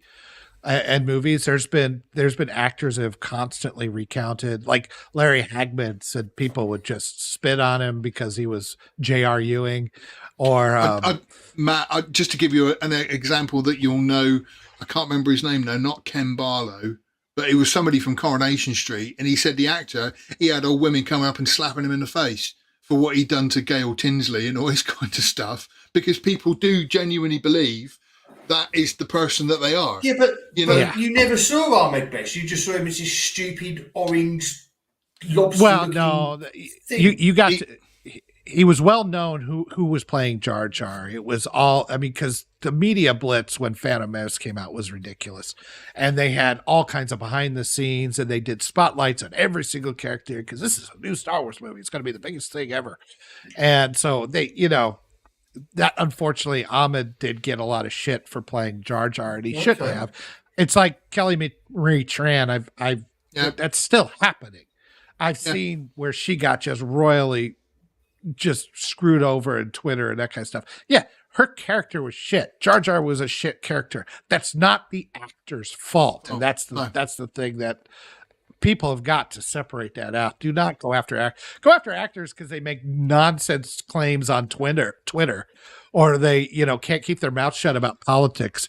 But don't go after them. I don't even follow Mark Hamill on Twitter because again he goes on about politics, and I don't care. I just don't care. He's lost it. Mark Hamill.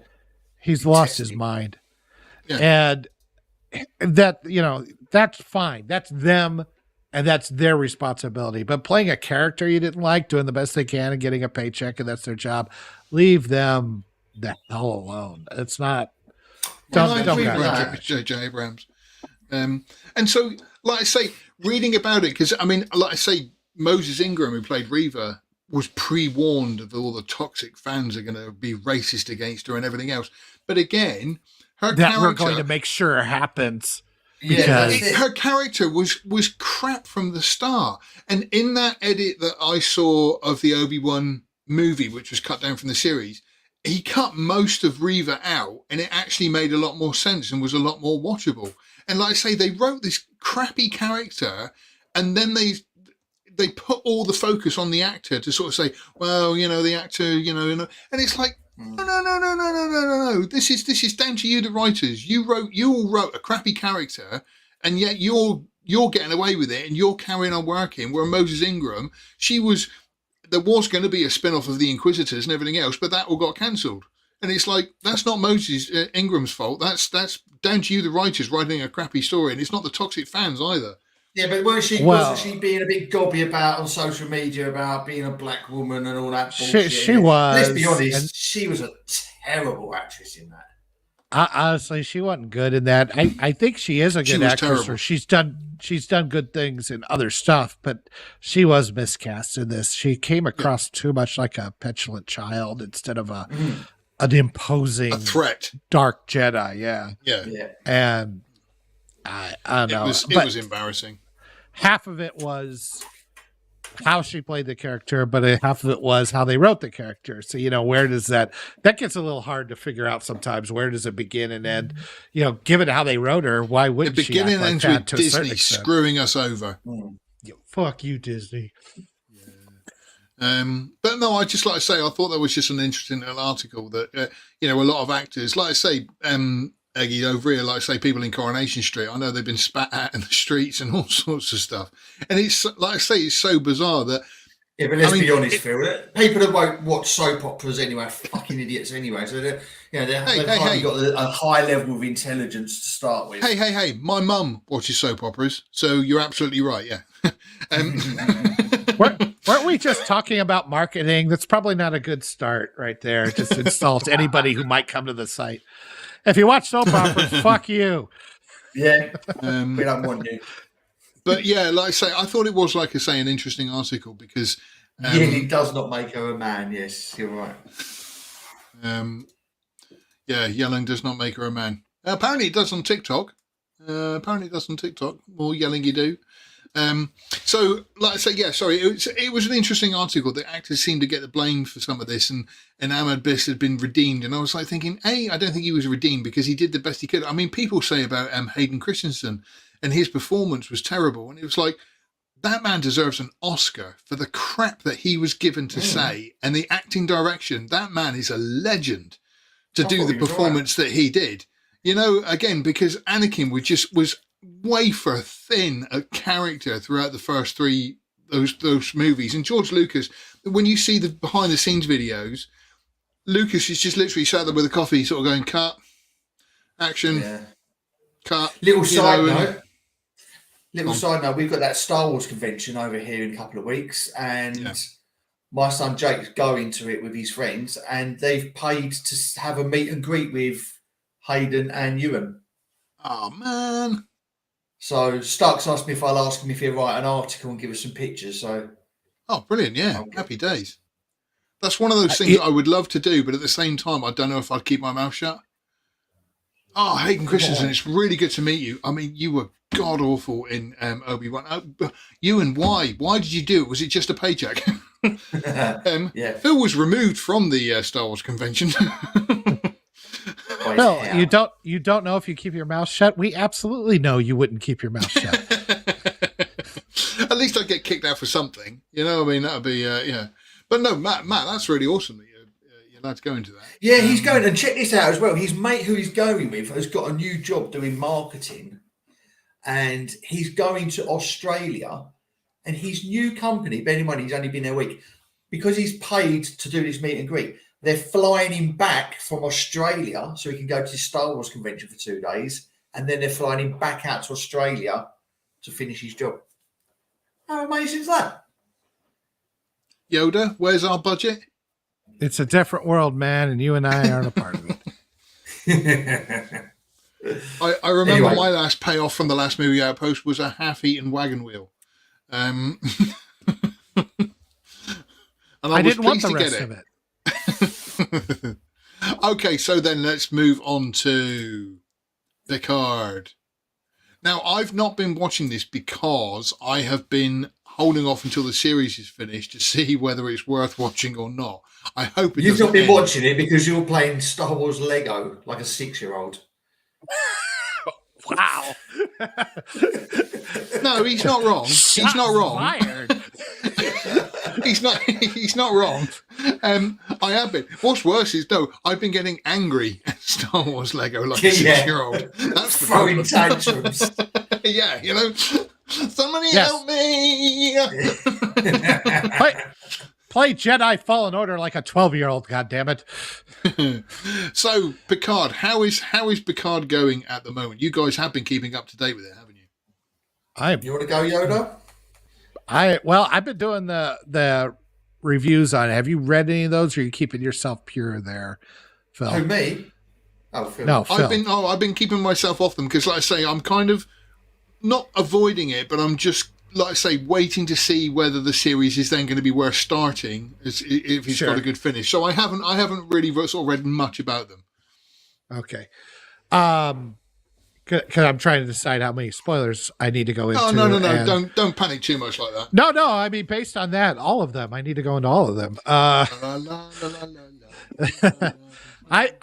mean, Aggie and I have had a couple of videos, and we have 3 of them now, that we've had some very long, ridiculously overlong discussions about Strange New Worlds, Discovery, and especially Picard season 1 and 2, which I think it's safe to say we hated all of it. Mm-hmm.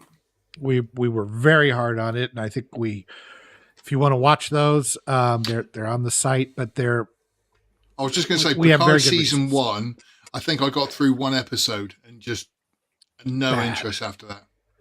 And so I didn't have a lot of high hopes going into season 3. And Akiva Goldsman and who's the asshole that runs all this? Kurtzman, yeah. They've kind of like given up on Picard because they want to do Strange New Worlds and whatever. And I think Paramount has just about had enough of Kurtzman and his bullshit. So I don't know what's going to happen with Star Trek going forward. But they kind of handed it off to this guy who had done 12 Monkeys as a showrunner and a couple of other things. Name is Terry Matalas, and said, it's the last season. Whatever, do whatever you want. That's my guess. So he worked on Enterprise, and Matalas seems to really understand Star Trek, and he has put together a banger of a season that I would put above any of the Next Generation movies, and really giving us a good send off. With the caveat, we got 4 more episodes to go. We'll see, but he's kind of teasing us with all of them coming together, and he's coming close. They're all going to come together in the end somehow. And he's done a really good job, and he's admitted, he's like, I want to give fan service, but I don't want to do member berries. I'm not quoting him exactly, but he's like, where do I stop and start with the fan service? Because I'm a Star Trek fan too. This last episode, they went to the Fleet Museum, which makes sense that all these ships would be there at the Fleet Museum, because why wouldn't they be? Famous ships, just like at the Smithsonian, we have the Spirit of St. Louis and things like that. And they had the USS New Jersey, which looked exactly like a TOS Enterprise. It was that same model, which I found interesting because in Strange New Worlds, they have a TOS, even slightly pre-TOS era Enterprise that is much modern looking. It's nice looking. I don't hate it, but it's not the way those ships of the era looked. So by putting it in there, the way the ships of that era looked, is he basically giving a big FU to Kurtzman and everybody else? Because it feels like it to me. And then we see Kirk's Enterprise, NCC 1701A. We see the Defiant. We see the Voyager. And there's a nice moment with Seven because, that was her show. And all of this stuff. And then they show the Klingon ship from Star Trek IV, the Bounty.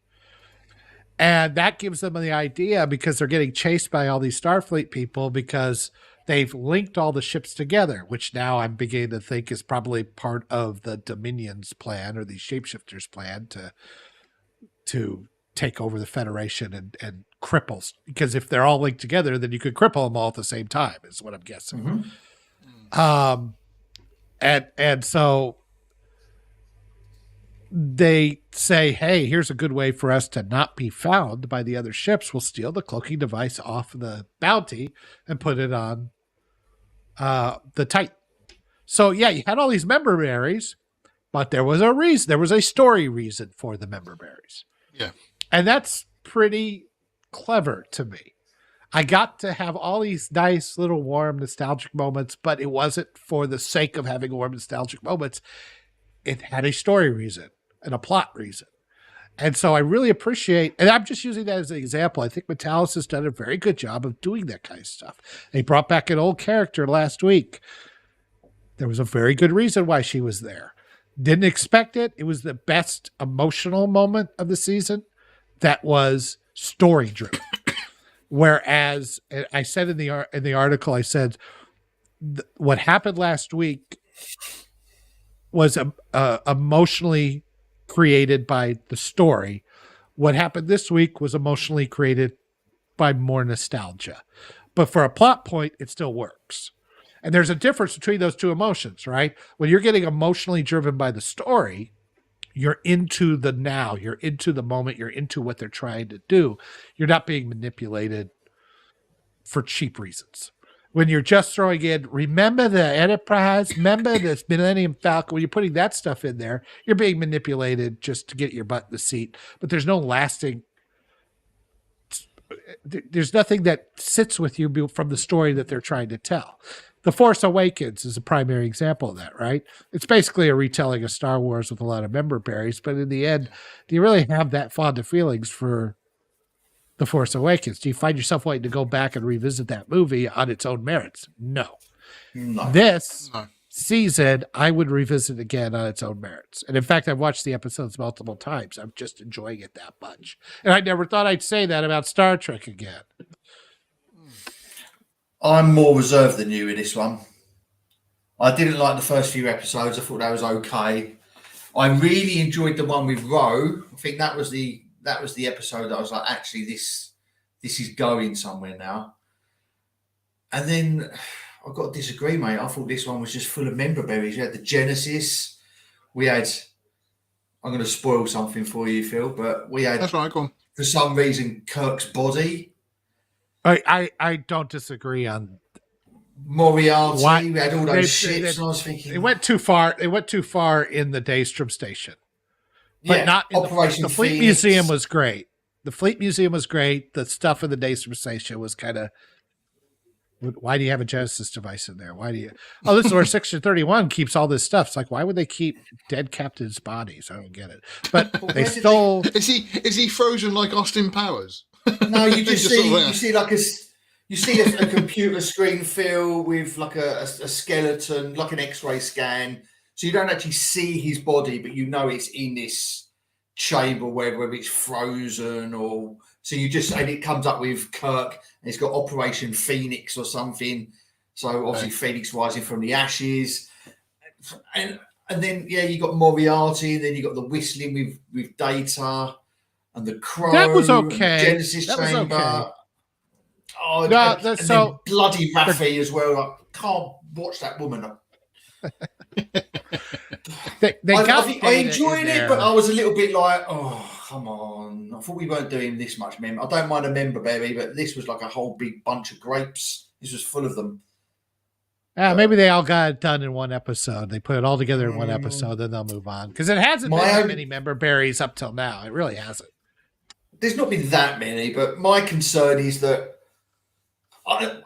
I'm personally trying not to get too wrapped up in it because I just think the bar is so low with Star Trek at the moment. I just think this is so much better than anything out there. But I'm questioning myself and thinking, am I enjoying this because it's good, or am I enjoying it because everything else is so shit? Do you That's know where what? I am with I it mean, at the moment. not going, not obviously watched any of the Star Trek stuff because I've just, like I say, I've had no kind of interest in it the way it is. But I'm the same as you. This afternoon I sat down and watched something, and I went through a list of all new movies that are out, and I was like, nope. I ended up watching Poltergeist 2 because I haven't seen it forever. And it was just kind of, that to me was the most interesting thing to watch, because all the new stuff, it's just nothing out there that comes out. Every now and then a movie pops up and I think, like John Wick 4, for example, I might go to the cinema and see that because I do fancy it, and I'm quite looking forward to it when it eventually gets onto streaming and stuff. And now and then something pops up, but most of the stuff it's so crap that when you actually find something which is even half decent, it's still bad, but it's half decent. It's so much better than the crap that you're wading through. Yeah, I wouldn't say it's. But I didn't enjoy the first. What episode is this, Joe? Is this 5? 5 or 6, wasn't it?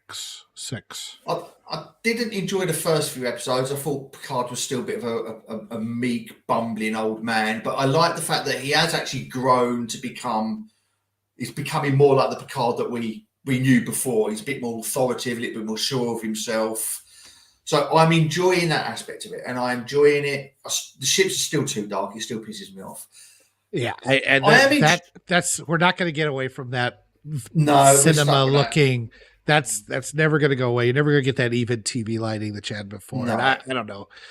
I can think live we're with gonna that have- if the story is good, and the story has been very good. And I find myself thinking about it randomly. I find myself really anticipating, wanting to see where the story goes, and I don't feel like it's manufactured in my mind because everything else has been shit at this point. I don't find myself trying to make excuses for it like I have in the past when I did with Star Wars to a certain extent. And, before you finally have to accept the sequels are crap and that kind of stuff, or even the prequels. I think there was a time when you were trying to talk yourself into this, but there was a bit of, oh boy, what you always in the back of your mind. is this what's going? Are they going to fuck up, or what's this going to be? Or, Yeah. God, I got to figure out how to make this work and really want to love it because I love. Like I say, that's what I get with some series that I kind of don't want to start them because I just think they're going to finish badly, and then it's just a waste of time. Willow was one. I got halfway through the first episode and just thought, nope, this is not worth the investment. I knew that weren't worth watching anyway. Yeah, I think there's more to this. There's more to this Riker scenario. Yeah, Not because I read that article that I shared with you, but I think there's more to that. And he's been best as a character almost ever because I feel like sometimes in the original series they didn't know what to do with him exactly. He had some good episodes here and there, but as far as like Worf had great character arc all the way through it. Data had great character arc all the way through it. Picard, of course, did. The Doctor was the Doctor till the end. That was pretty much her thing. Deanna, maybe some minor character arc here and there. Her becoming a commander was kind of interesting and putting on the suit. Mm-hmm. But most of Riker just didn't grow that much as a character. He didn't, they in the movies it was always have to give him something to do.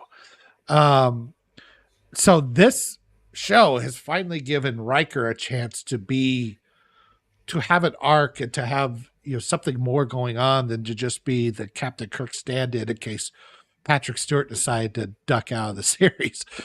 Mm-hmm. And I like Best of Both Worlds was really great for his character, but beyond that, I mean, you really have to struggle to find something that really made Riker deeper. And with Worf, it's easy. You can say, okay, well, there was the stuff with the Klingons, it's discommodation, the Klingon Civil War, and then he was so interesting, they brought him into DS9, and they did even more with him after that. Data's constant trying to become human, and always, hit that kind of thing going on. But yeah, they never did enough with the Riker, and now they have, and I think it's great. Yeah, but that's what makes me concerned because they're doing something with Riker, and I just hope they don't. We don't see him. He's a changeling or something ridiculous like that, or it wasn't the real Will Riker. That's my concern because he is becoming the hero of the show. Riker is the robot, right? Sorry. No, yeah. Well, that's the other thing. Metalis is trying to do something with that whole idea, and he's not running away from it, but he's trying to do something to improve it. And I mean, I give him credit for trying. Whether it works or not, it's still to be seen. Because they're trying to get away from the whole he's just a robot by saying that it's more human than synthetic, but it's not completely human, and there's more to it than that. It's not just an android like Data where you can just take off his parts like Legos. They age, and there's more organics and stuff in there. He's handed this shit sandwich, so you could either do nothing with it, and if you do nothing with it, then even after this season, you will always have that in your mind. I loved, The Next Generation, but now Picard's a robot. I thought season 3 was great, but they never addressed that he's a robot. Now he's a robot, and that will always stick in your craw. Or he can swing for the fences and try to do something with it that maybe makes it a little bit more palatable. So I think that's his idea. He's trying to do something with it that makes it better than just the nonsense that ended the first season, right? Yeah, hats off to him. It's definitely a step in the right direction. I'm still not completely on board yet. I'm still a little bit probably scared to get too invested, to let my guard down too much. But we've got 4 episodes, and it's going in the right direction. Before. That is how I feel, though. I was so utterly disgusted with seasons 1 and 2. You kicked in the nuts twice, and then you're standing there opposite the person who's now got an extra big pair of boots on. It's like, no, I'm definitely not going to do it for a third time. So I'm a little bit shielded. I promise. But it is, and it's nice. There's no lesbian and gay agenda. That thing with Raffi and Seven was very straight to the point. Understated. Yeah. Very understated. I loved it. How it should be. Yeah, it should be. They just said, how you doing? I'm doing okay. I'm doing okay too. well, it's good to see you. And then they move on. I thought it was really hilarious when Rafi and Worf and Riker are about to go down to the station, and Seven is seeing him off, and he thinks she's going down with him. It's like, I have gone into battle with many lovers and everything. She goes, I'm not going. He's like, oh, thank God, I was practicing deceit. He's brilliant. Setling just said he's been petitioning Paramount for a Captain Worf series. I'd watch the shit out of that, as long as Raffi's not in it. I gotta admit, the thing with Raffi now, Raffi has so much baggage from the last 2 seasons that I can understand your frustration with her, and you come by all your skepticism completely honestly. I get it, but the thing that I like about this is pairing her up with Worf and not treating all her. They treated her like all her whining and everything like a positive in the first 2 seasons. And here they're treating it as a negative. And that makes her more interesting to me because now she's getting knocked down here and there. I love the scene where she was fighting Worf like a, they were sparring, and it looks like, I thought, oh God, she's going to knock him down and show how girl boss she is. And she keeps not getting there. And finally she's going at him, like really going at him. And he's like Neo in the Matrix. Just yeah. He's doing this basically, and then just knocks her ass down. Like, you gotta stop fucking acting like this. I was like, that was great. That was awesome. Cause now she got knocked down a peg, and she's learning that she doesn't know every fucking thing, and that's what I could deal with, a character who's a mess if it's treated as a negative, and their arc is that they overcome all that. That's what everybody wants to see, right? I'm fine with that. Yeah, so when he did that, I was like, that was Metalis is saying, we know Rafi's got a long ways to go. She needs to be knocked on her ass, and that's exactly what happened. And good for them. Great.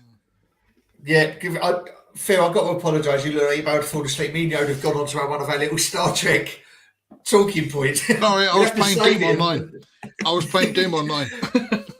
You're researching how to solve that Lego Star Wars problem you've been on all day. No, I'm trying to figure out. I installed ad blocker on my computer, and all the hot mums in my area seem to have moved away. So I think that he was absolutely riveted by my conversation and explanation here. Yoda, we'll have to we'll schedule up for Best Actor Award is Phil from the last movie Outpost, feigning his interest in Yoda's description of the card. Let's schedule one in, Yoda. We got 4 episodes left to go. Let's get one. Yeah, we'll do it. We'll do it after it's over. We'll just go through each episode that we have, then just kind of go through. Are you saying though at the moment it's kind of worth giving a go, that 3rd series? Oh yeah, 100%. It's worth a go. It's proper good evolution of Star Trek, and I'm really I'm picking up all this shit from you too. I think I might. Thanks and like and subscribe. What I might do is put it on my watch list at least, and just sort of slowly go through them and hope they don't crap in the bed at the end of it. Were you a Trek fan in general? Hang on, what Phil, are those were you two a questions? Trek? I was to say, are you a Trek fan in general? Were you at the deck? Yeah, I mean, like I say, with I still remember going to see, I think it was a motion picture and then up to 4 in the cinema, our local cinema, when 4 came out, and they had all 4, on a Sunday, and me and my mate went to see them and stuff. I think we did it with 5 as well. And so, yeah, I've always liked the original series, and I've always liked the original cast. I can't say I was massive on Next Gen, and I know my dad used to love Deep Space Nine, but I never really got into it. But the new Star Trek, I've always just been wary because of it's modern, and just everything modern at the moment just seems to be, crap, because it's just made by these morons who are trying to give us the message and stuff. So I just stayed away from it. But I mean, you guys have said it. I know the Critical Drinker has mentioned it as well, that the series is actually quite decent, because I think he's seen the entire series. He got sent the entire series to watch. And so Dave Cullen saw it, and they've been very high on it. And Metalis even came on one of their live streams. I listened to him talk to Drinker and Robert Meyer Burnett and everything. And these are guys that have Burnett's worked on the original Star Trek and or Next Gen. I mean, and he was that sold it for me. Though. Pucard season 3. You won't throw a rock at the through the TV for the most part. No, Okay, so, I honestly give it a go. yeah, it's damning with faint praise. I honestly think it's actually very good television, and very good Star Trek, and I've not been shy about my disdain for everything since 2009. So I mean, it's like with it, it's like with anything with me. If it's a decent story to it, I'm happy. You know, it doesn't matter what it is. And so, like I say, I've always liked the characters, you know, in the Star Trek and stuff. And like I say, I've never gone massive on the Next Gen, but I've, you know, the episodes I have sat down and watched, I've always enjoyed. And so, yeah, like I say, I'll have to put it on the watch list and just sort of not plow through them because that's not the right word, but, you know, just sort of sit down and watch them and give them a go and see what they're like. Well, there's 4 left. Just wait for the 4 to finish, and then you got the whole set. And then we'll tell you whether it's yes or no. So far, it's yes. Okay. We'll have to have a look. Like I say, things do surprise us. Like, you know, The Last of Us. I know, like I say, it did have a bit of woke in there and everything else, but The Last of Us was a good series, you know. And I was in, yeah, you know, and it was great to watch and great to watch just a set of characters and the way they developed and everything else. It was good. I liked it at first. It got worse. Nah, I didn't like it. I liked it at first, and then afterwards, I've never played the game, so I don't know. I don't. The have games a are frame of amazing. reference.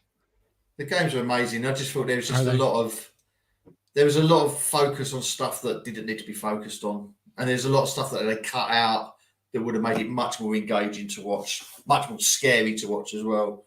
It was all right. It was satisfactory, but I think a lot of people blowing smoke up his arse. I don't think it's justified. Okay, Doug. Right. Okay. So that's been us. Yoda, would you like to wrap up for us? Thank you very much. Is there anything? Oh, yeah, we already talked about that, didn't we? So I guess. Yeah, I guess there's not much else left. So thank you very much for watching. We are, of course, the lastmovieoutpost.com for all your movie news, streaming news, and everything cool about film. We are the cool news now. You can find us on Twitter at @movieoutpost. He's at Boba Phil. He is at Met Eggy Wags. I'm at Drunken Yoda 1. You can find us all on Twitter, Facebook /Last Movie Outpost, and Instagram at Last Movie Outpost. We do this stream every Sunday at noon Central Time, 6 p.m. UK time. Although I think it's still 5 p.m. for you. No, it's 6 for another week. We've had our daylight savings over here. It happened today. You had your daylight savings. Excellent. All right, and of course, tune in. We're going to have some more. I'm going to be working on a overlooked. I'm going to force myself to get some more overlooked videos up there. Got a list, and I just need to get it done. Yeah, no, I must admit I'm exactly the same. I've been working on one of my other YouTube channels, which has now got monetized.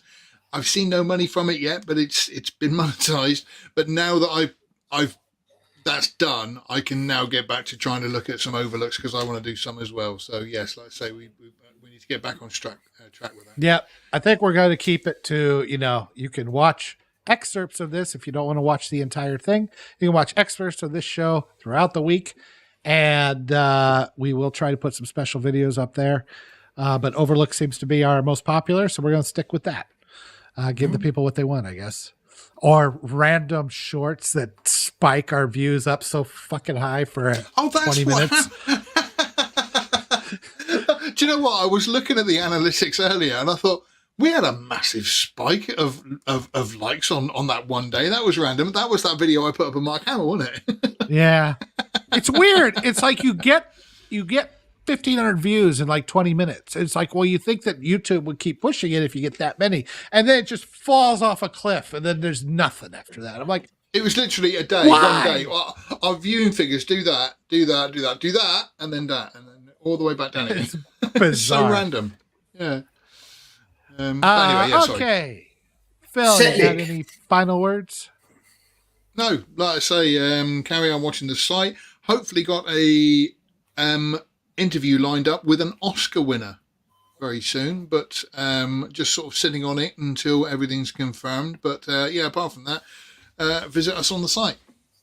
That's right. Matt, how about you? No, good. It was nice to see Setlick 3 gaming on now. Some good points. Thank you, mate. Thank you, sir. Yeah, I've already put that up. Yeah, well, it's worth another shot. We need all the any kind of praise we can get. Anything. Stop. Yeah. What is the other thing you put in here? I won't be here next week. You won't? Where are you now? No, it's my son's boxing. He's got his charity fight. So I'm going to be standing there chewing my nails and throwing every punch with him and fucking kids. Yeah, so I'm going to be doing that. No, fair play, mate. I hope it goes well. Yeah, They're just not worth it. They're just not worth it, are they, Matt? They just weren't. We were lied to. The thing is, mate, I did it. I done one of the white collar things a few years back, and he's obviously got the same temperament as me. So let him get it out of his system. Hopefully, The poor goddamn kid. Oh, so when he's your age, he'll be a functioning alcoholic. Is that what you're saying? Well, no, I'm an alcoholic because I didn't have the outlet that he's being given. So hopefully he'll be more functioning than I am. But no, we've been in the garden doing pad work and a little bit of sparring. So I won't be here next week. I'll be standing there and chewing my nails and either heavily intoxicated or consoling my wife. We'll be sitting there crying as a boys punching me in the face. Yeah, exactly. Yeah. Anyway, bring a boombox and put the Rocky music in it. That might help. So there you go. That's me done. Okay. And just before you go, anything from you? No, I think I've yabbered enough. That's true. Thanks. We don't need him anymore. All